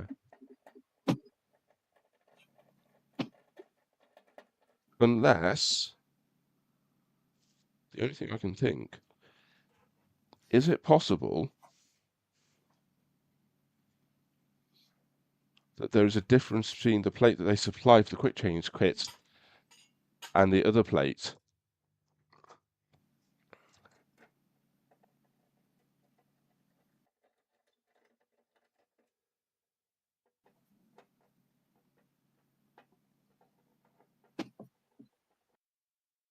Did they go around smashing machines? So machine they possibly would have done. Maybe. Right. Some of those screws were not screwed down. I've just thrown them everywhere. Platform assembly. 3D printing. Attach the platform plate to the original support plate that came with the machine. Yeah. Because you can see what they've done here. Look at the back of the plates. Attention, the original support platform that came with the machine should be used with a 3D printing function. Because the new plate, they've not put the inserts in these corners. These got inserts, these don't. So where the insert, these Ta-da! are set with inserts. These are not set with inserts. So that's annoying. That means I've got to unscrew and switch that around. And I've just thrown some screws on the floor, which I will never find again. Time for cordless drill? Fortunately, A, I've not thrown that many on the floor, I don't think. And B, I don't particularly use it as a 3D printer, so yeah. Here's the fun bit. This is why we want quick change, because it stops us having to do this over and over and over.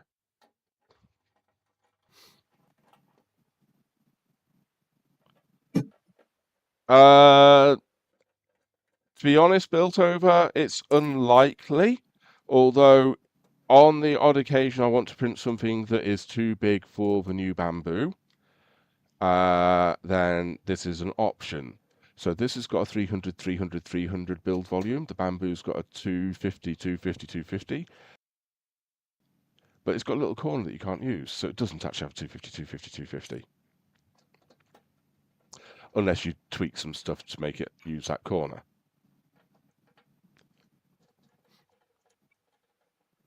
So I wouldn't. I mean, I have printed using it.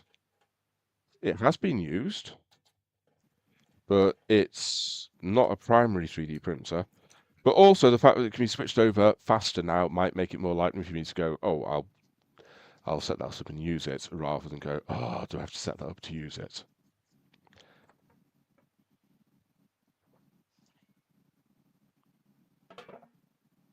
Certainly, this gets primary use on the CNC and laser modules.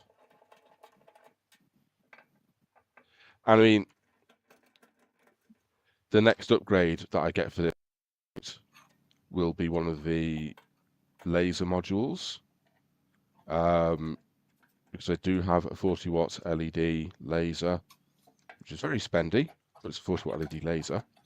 And they do have a IR laser, which does tempt me, because then I could engrave on like the metal bits of pens and stuff.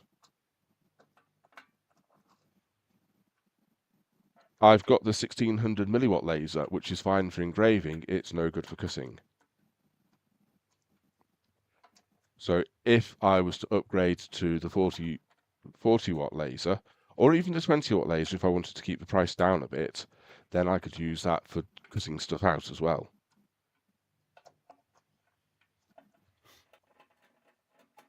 40-watt laser module, 749 with the Yeah, Black Friday sale. it's pricey. And the 20 watts, Not twice a lot worth. cheaper. And the IR laser could be tempting because, like I say, that would allow me to engrave, like put branding on the metal parts of pens and stuff like that.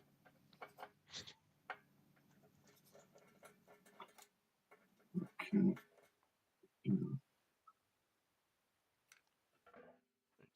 Unlock more possibilities. Laser engrave with a variety of plastics and metals. Combine laser engraving with 3D printing and CNC.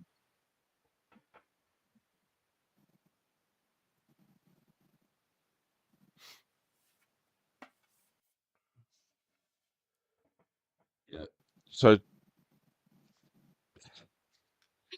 Never used or really read about it, what infrared lasers is can that do, directly but 2 colouring built watts over? Or is that using a sounds marking fluid? not a lot. But he says talking straight over, freaky, rude. That's me being rude, talking over freaky.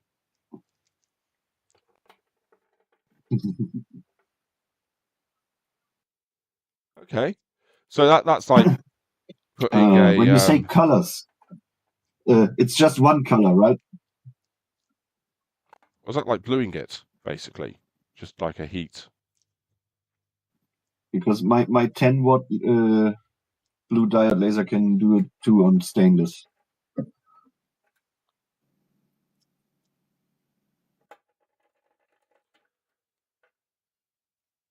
Can we see why we wanted a quick change quick kit for this?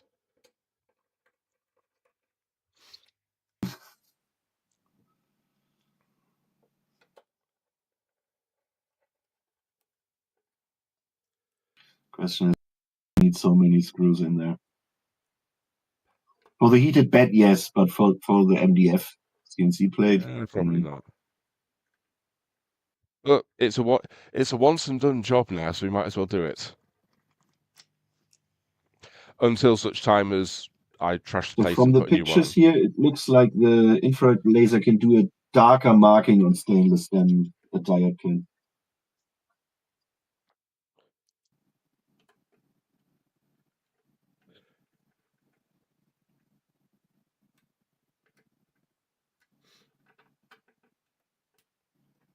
Probably meant to run some sort of level over this to make sure it's flat after I've put all the screws in.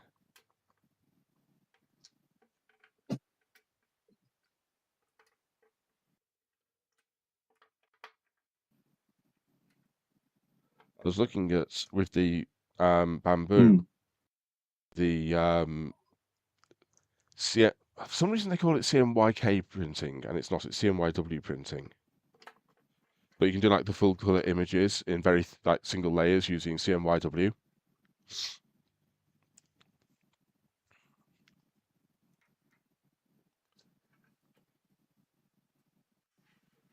Right, so that's that one done. Let's see how many of the screws I've misplaced on this. That is not a job tonight to hunt for them. I'll just have to bear in mind that some of them may not be so obvious as that one. I don't think I dropped too many, but I definitely dropped a couple when I turned it over. Because I thought tightened everything down and removed everything loose, but I clearly hadn't. There were a few spare in the pack though, so I think we'll be good. Ba-da-ba.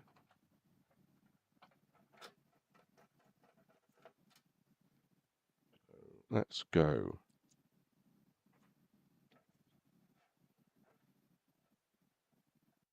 Ooh. Something's not right about that being there.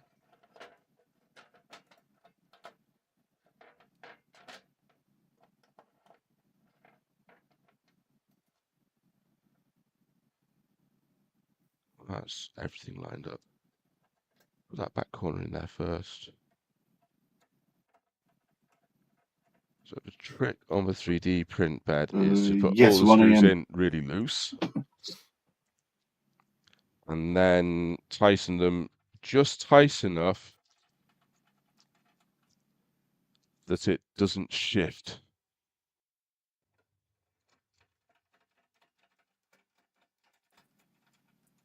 How does the multi-watt work on yours? Because on the snapmaker, it looks like it uses lots of mirrors and lenses to combine two lasers, They all four do lasers that together. because you can only get like a 5-watt laser diode. Yeah.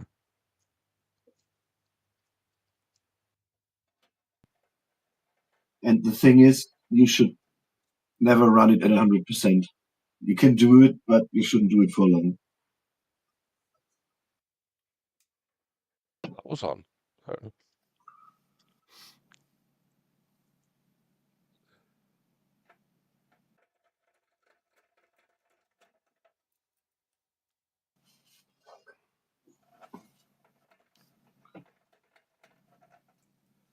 If you're going to do a job, you might as well do it properly.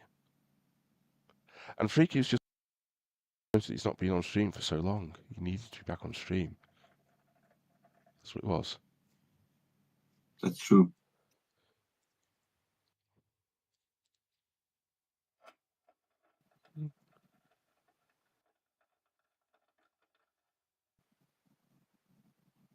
Maybe we can melt some metal next week. My oxygen generator should arrive.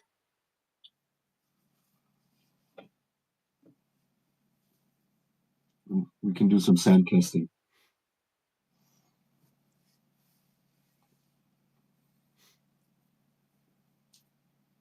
You, my friend, Blue.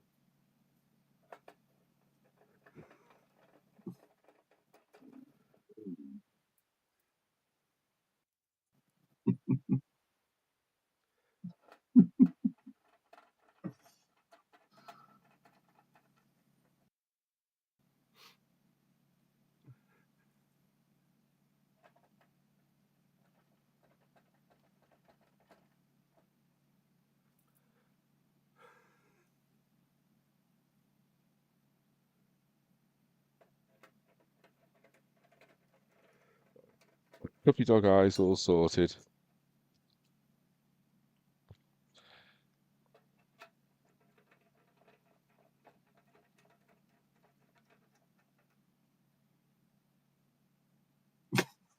I ignored that, yeah.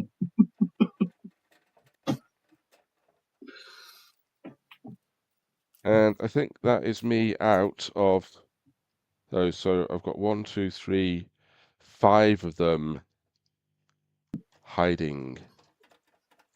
Those were M4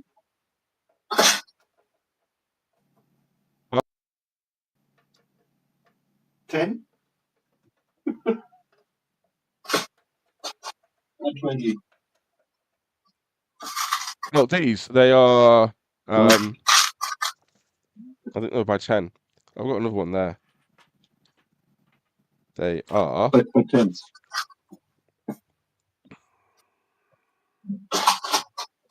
yeah, Oh,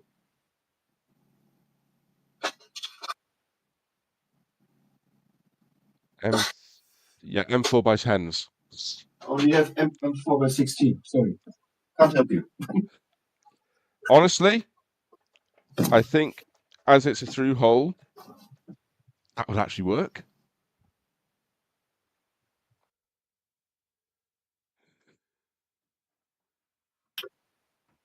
It's only 4 millimeters to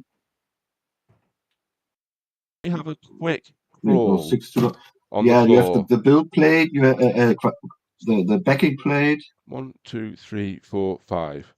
But you see, they're Well, all through should be holes, 6. so there's nothing behind. There'd be no, and in fact, those 10s are nowhere near coming through anyway. So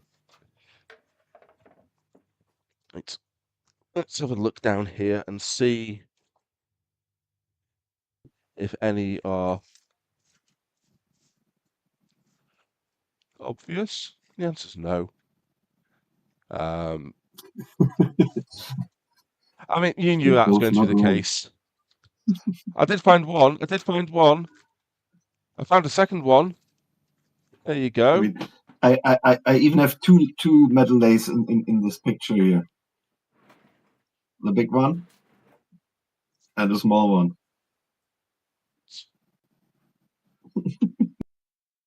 One more screw. Although that is going to ruin my pattern of... I would have said make it final and use Loctite on every screw. You should Loctite them all down. If you go for a 3/4 Where UNC is it? instead, built There it is. over. I don't actually own any Loctites, which is silly because I need to Loctite a couple of things. And I keep sort of meaning to go and pick some Get the up. right Loctite. Oh, don't confuse me with more than one type of Loctite. No, Loctite Oh, it's still is not Wednesday. Loctite. There are different kinds.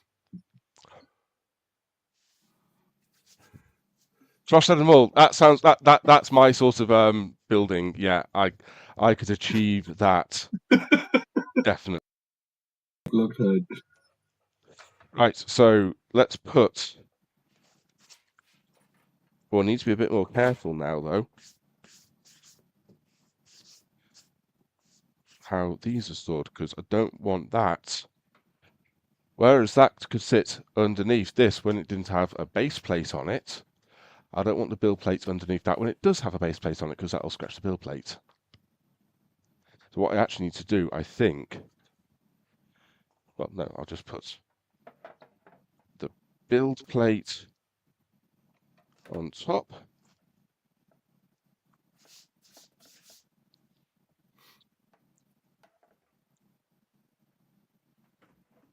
I need to get a piece of something to sit on top of that, ideally, Not again. when it's in the drawer. Take the laser plate off. That can go face down.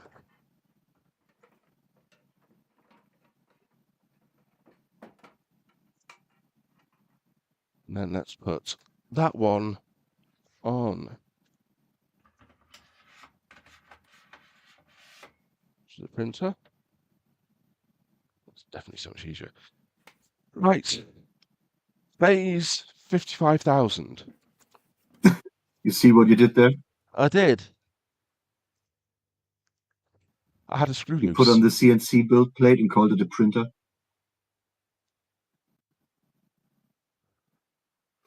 Did I? I don't pay any attention to what I say. You Don't did. be daft. Oh, it's Thursday now.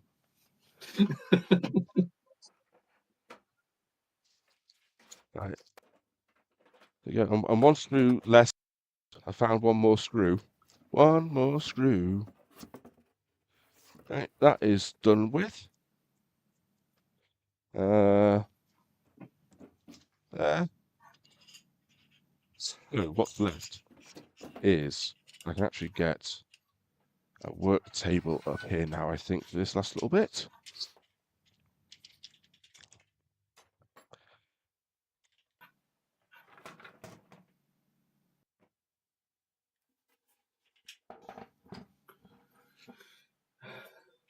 Right. Uh-oh. Oh, of course it's still there. We're doing things. Got a co-host. Still. What was that uh-oh about? Uh-oh. Right, so that's all. Oh no, that by 10 those were for the CNC building plate. Now you need the M4x6. Yeah. Right, so we're going to need a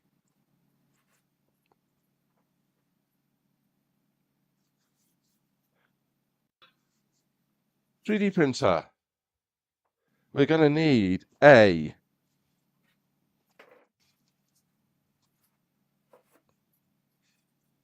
laser. And we're going to need a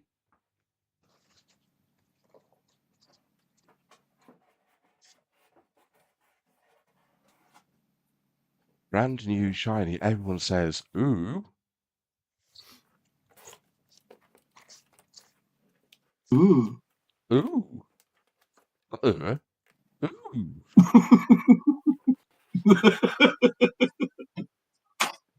CNC. But wait, there's more.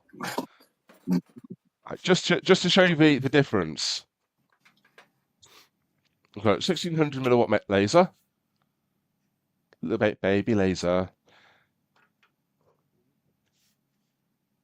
Single extruder 3D printer. Yeah, they do have a dual extruder version of that as well. So you can do 2 filaments side by side sort of thing. Well, They have, yeah. you can have your 2 colors and quick direct change.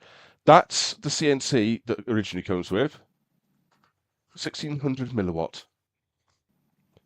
So that's the, was that 20 or 50 watt CNC? I can't remember whether it's 20 or 50. And that's the CNC we've just upgraded it to. So we're going from little CNC 50 watt. to, yeah, so 4 times the CNC.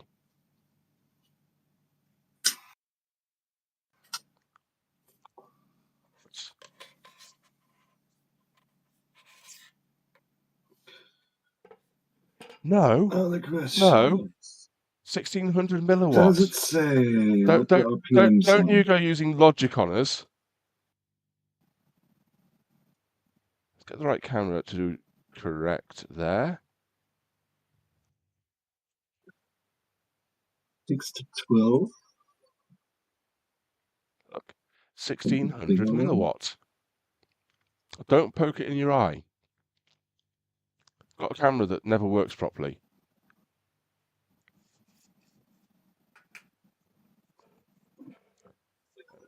Old CNC head, new CNC head. Look, one's gone from sort of drippy bloody bandages, one's gone to 16 times CNC machining efficiency.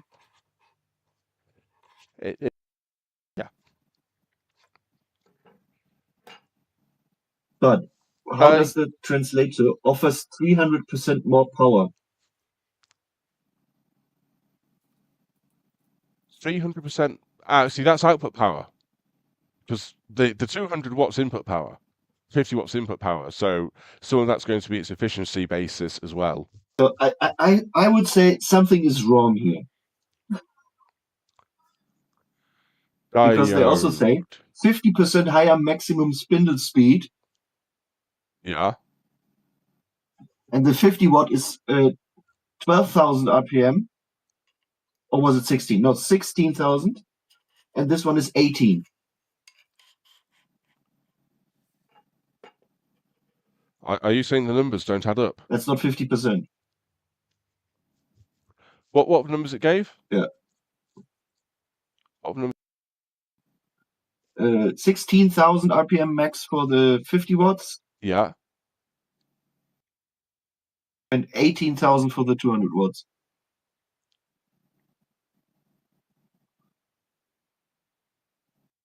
Yeah, that's not a 50% increase. That's not a 50% increase. Is that what it says? If we talk about power, offers 300% more power.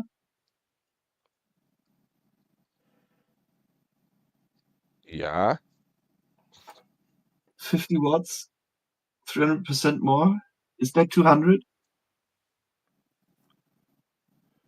No, but I think the more power will be power outputs rather than the 50 watts and the 200 watts power inputs, and they're probably talking about power output in 50% more power because there will be a a power factor involved in that, and that will be their sales tactic on that one. Is they've given it's like when people talk about speakers and there's got 1,000 watt speaker. It's like, yeah, PMPO. It's like 5 watt RMS. True.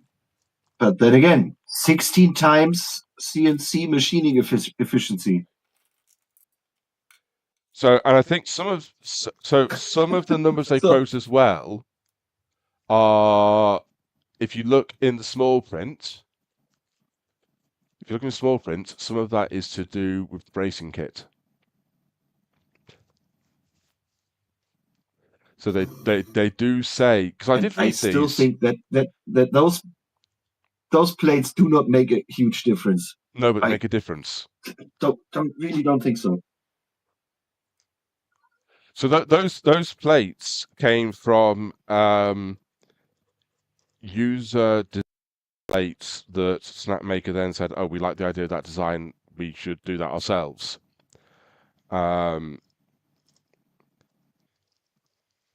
Blue, thanks for stopping by. Have We a can good make night. money from this. Basically, yeah, yeah. And they kind of say, "Don't." I mean, Does it work? Not sure, but we can make they money. literally include it within the 200 watt motor because it makes sense. It doesn't make sense. That's true. Yeah, you can only get it as a bundle. Yeah, you can't just buy the 200 watt without the bracing kit. So I think some of the numbers they quote are related to the improved rigidity. Now, how far are we off another ad But break? it's spring-loaded rollers. What on the mounting plate itself? Yeah, the mounting points are the same. Yeah, but it's spreading it over a wider area. So whilst the points are the same, the points of contact, spring-loaded rollers. Yeah.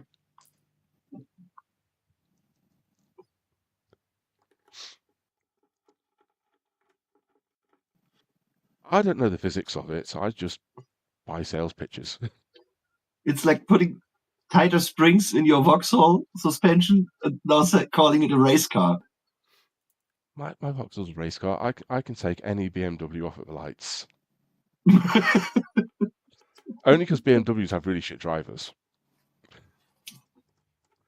Half of them don't know what that pedal on the right does.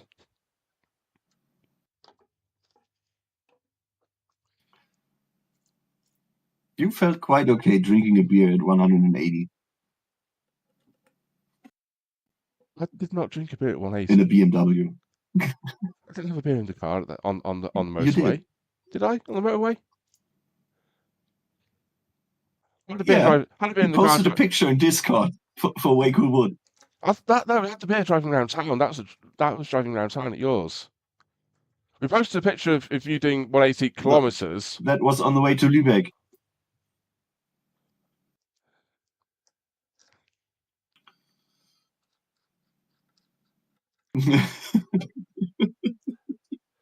Maybe it wasn't. I felt comfortable enough to drink it as I felt the need to. You needed to calm yourself down a bit. Yeah. Just like if I brought my car over, you know, if I decided I was going to drive over and see you, and then offered you a lift to somewhere, I can guarantee you'd be getting the drink out because I know what you feel, what you feel about British people driving. Not a drink, blindfold. Blindfold, blind drunk.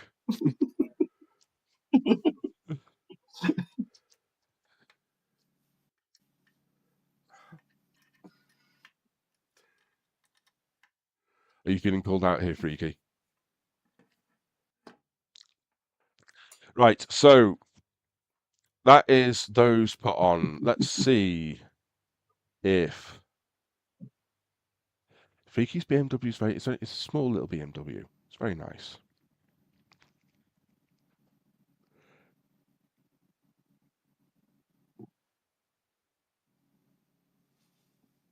It's not one of those big behemoths. definitely have No. idiots driving them.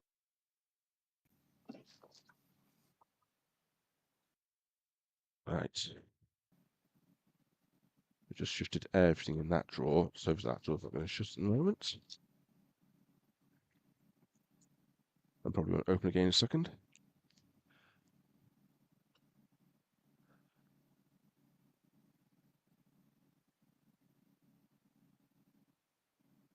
Squadster, not much. How easy was that? Look.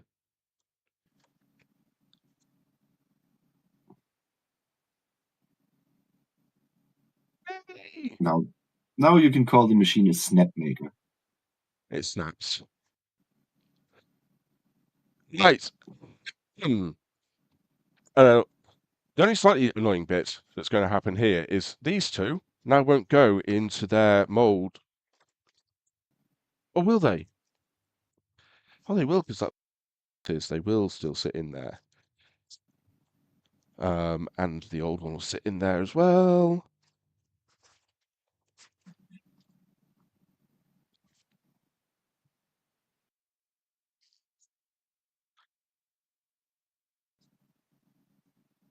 Yeah, but so it will cut very thin things, like if you wanted a laser to accurately cut paper because you didn't have a cameo silhouette or something like that, it would be fine for paper and card cutting. It's fine for I've got a whole load more M4x10 hex socket head screws there, just in case. Don't know why I need those.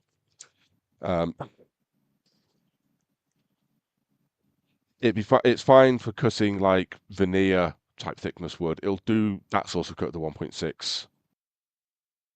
And it's Have you absolutely fine for tried cutting engraving. veneer with it? I've cut denim with it. So, strict answer to your question is no. But if it'll cut through denim, then it will cut through veneer. Because my laser is a toy as well, but 10 watts. And maple veneer, no problem. Walnut, ooh. No. Okay.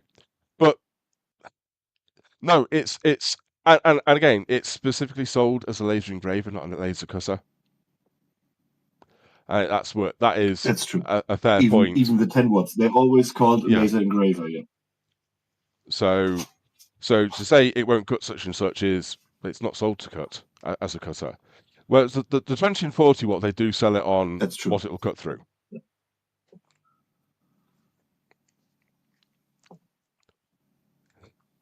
It nicely.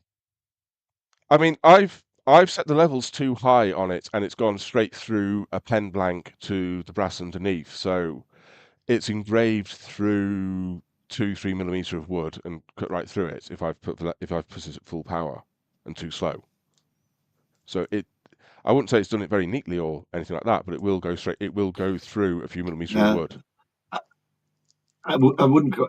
It did not cut through. It burned through. Yes. I think I used the word. I said went through. I think I said went through rather than cut through.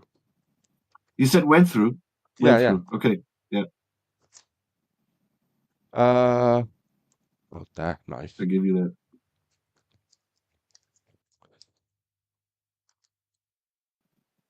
But again, for mainly what I want to use it for, which is putting names on pens and stuff like that, the hot dog test. You want me to put your hot dog in there?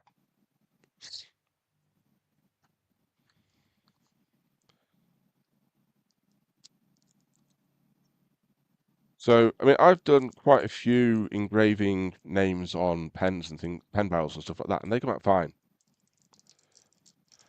Oh, not. It's not an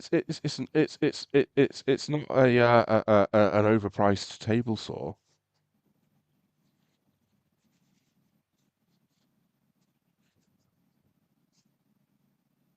You don't wave your hot dog under the laser and it just turns off. It doesn't work like that. Right. Size is that 1/8. Oh, baby ER11 collet.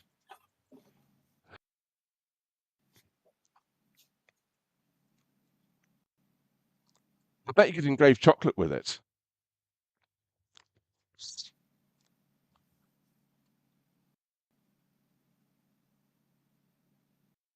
Mm. I've engraved chocolates with an even worse laser than that one. A Nedje. Nedje? I don't know. It's as cheap as Chinese makes. One of the you know lasers which were made from two CD-ROM tray drives so they could do the XY axis on CD-ROM tray. Yeah, one of those. I had one of those. It was like £100 off Amazon, and it's brilliant because you can take it. It was like a laser pecker, but shit. But you can take it out to events, stick it on a table, engraving names on stuff with it. It was fine for engraving names. If you buy an engraver and engrave with it, that's fine by me if it does what it says on the tin. I need the pack which had the lead in it. I need to check how that lead connects in because it's got some weird power splitty thingy to go on to accessory 2 or something. So, Right. Brainstorming. so, and do we need to do anything before? No, it'll do the firmware upgrade once we plug it in because that will ask the question. It'll go, you've plugged something new in. Presumably. Yes and no. Ah, there we go. The lead tells me. It goes into toolhead and add-on 1.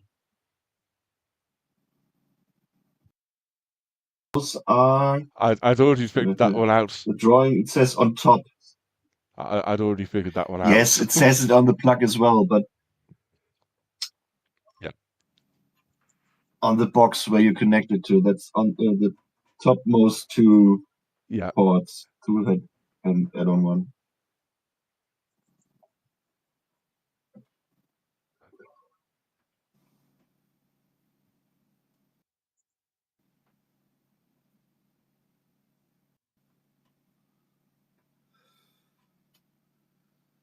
Power boosted toolhead cable.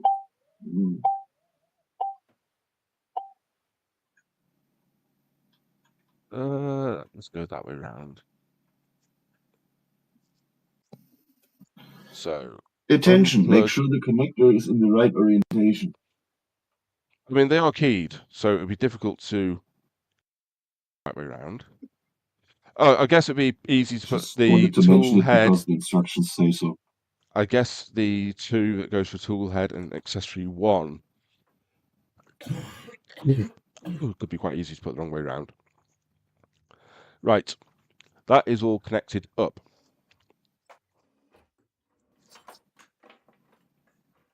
So, is this where we need to open Luban on the computer? Or do we need to turn it on? Download the latest version of SnapMaker Luban. If you've already installed SnapMaker Luban on your computer, ensure that it is version 4.11.0. Let's see.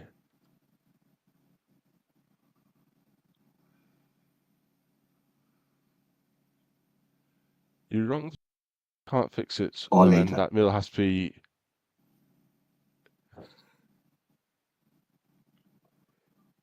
Yeah. No. If you just say no.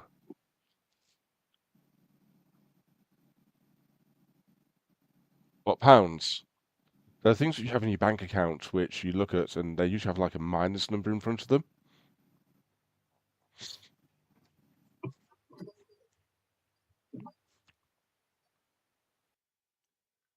Did I not just there we go. 4.13.0 is what we've got. 4.13. Yeah, that's newer than 4.11. So you're good on that side. Launch SnapMaker Luban. Click Settings. Right, let's see if we can Machine go. settings.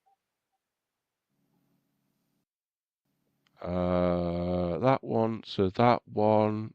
Go to that one, do that one.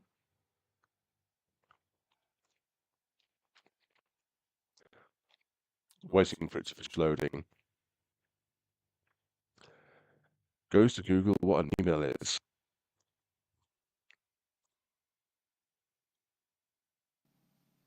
It's a mill for making these on a drum and boots.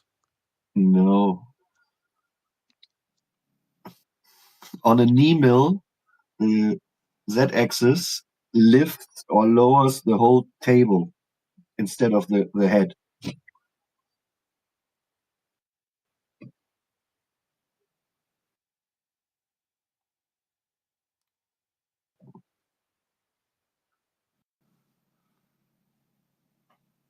Do you think it's open today?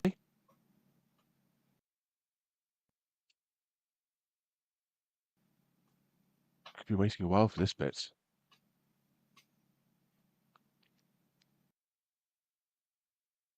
Luban, the Chinese word for a person that is slow. Luban, really slow and annoying. Very slow and annoying. Yeah.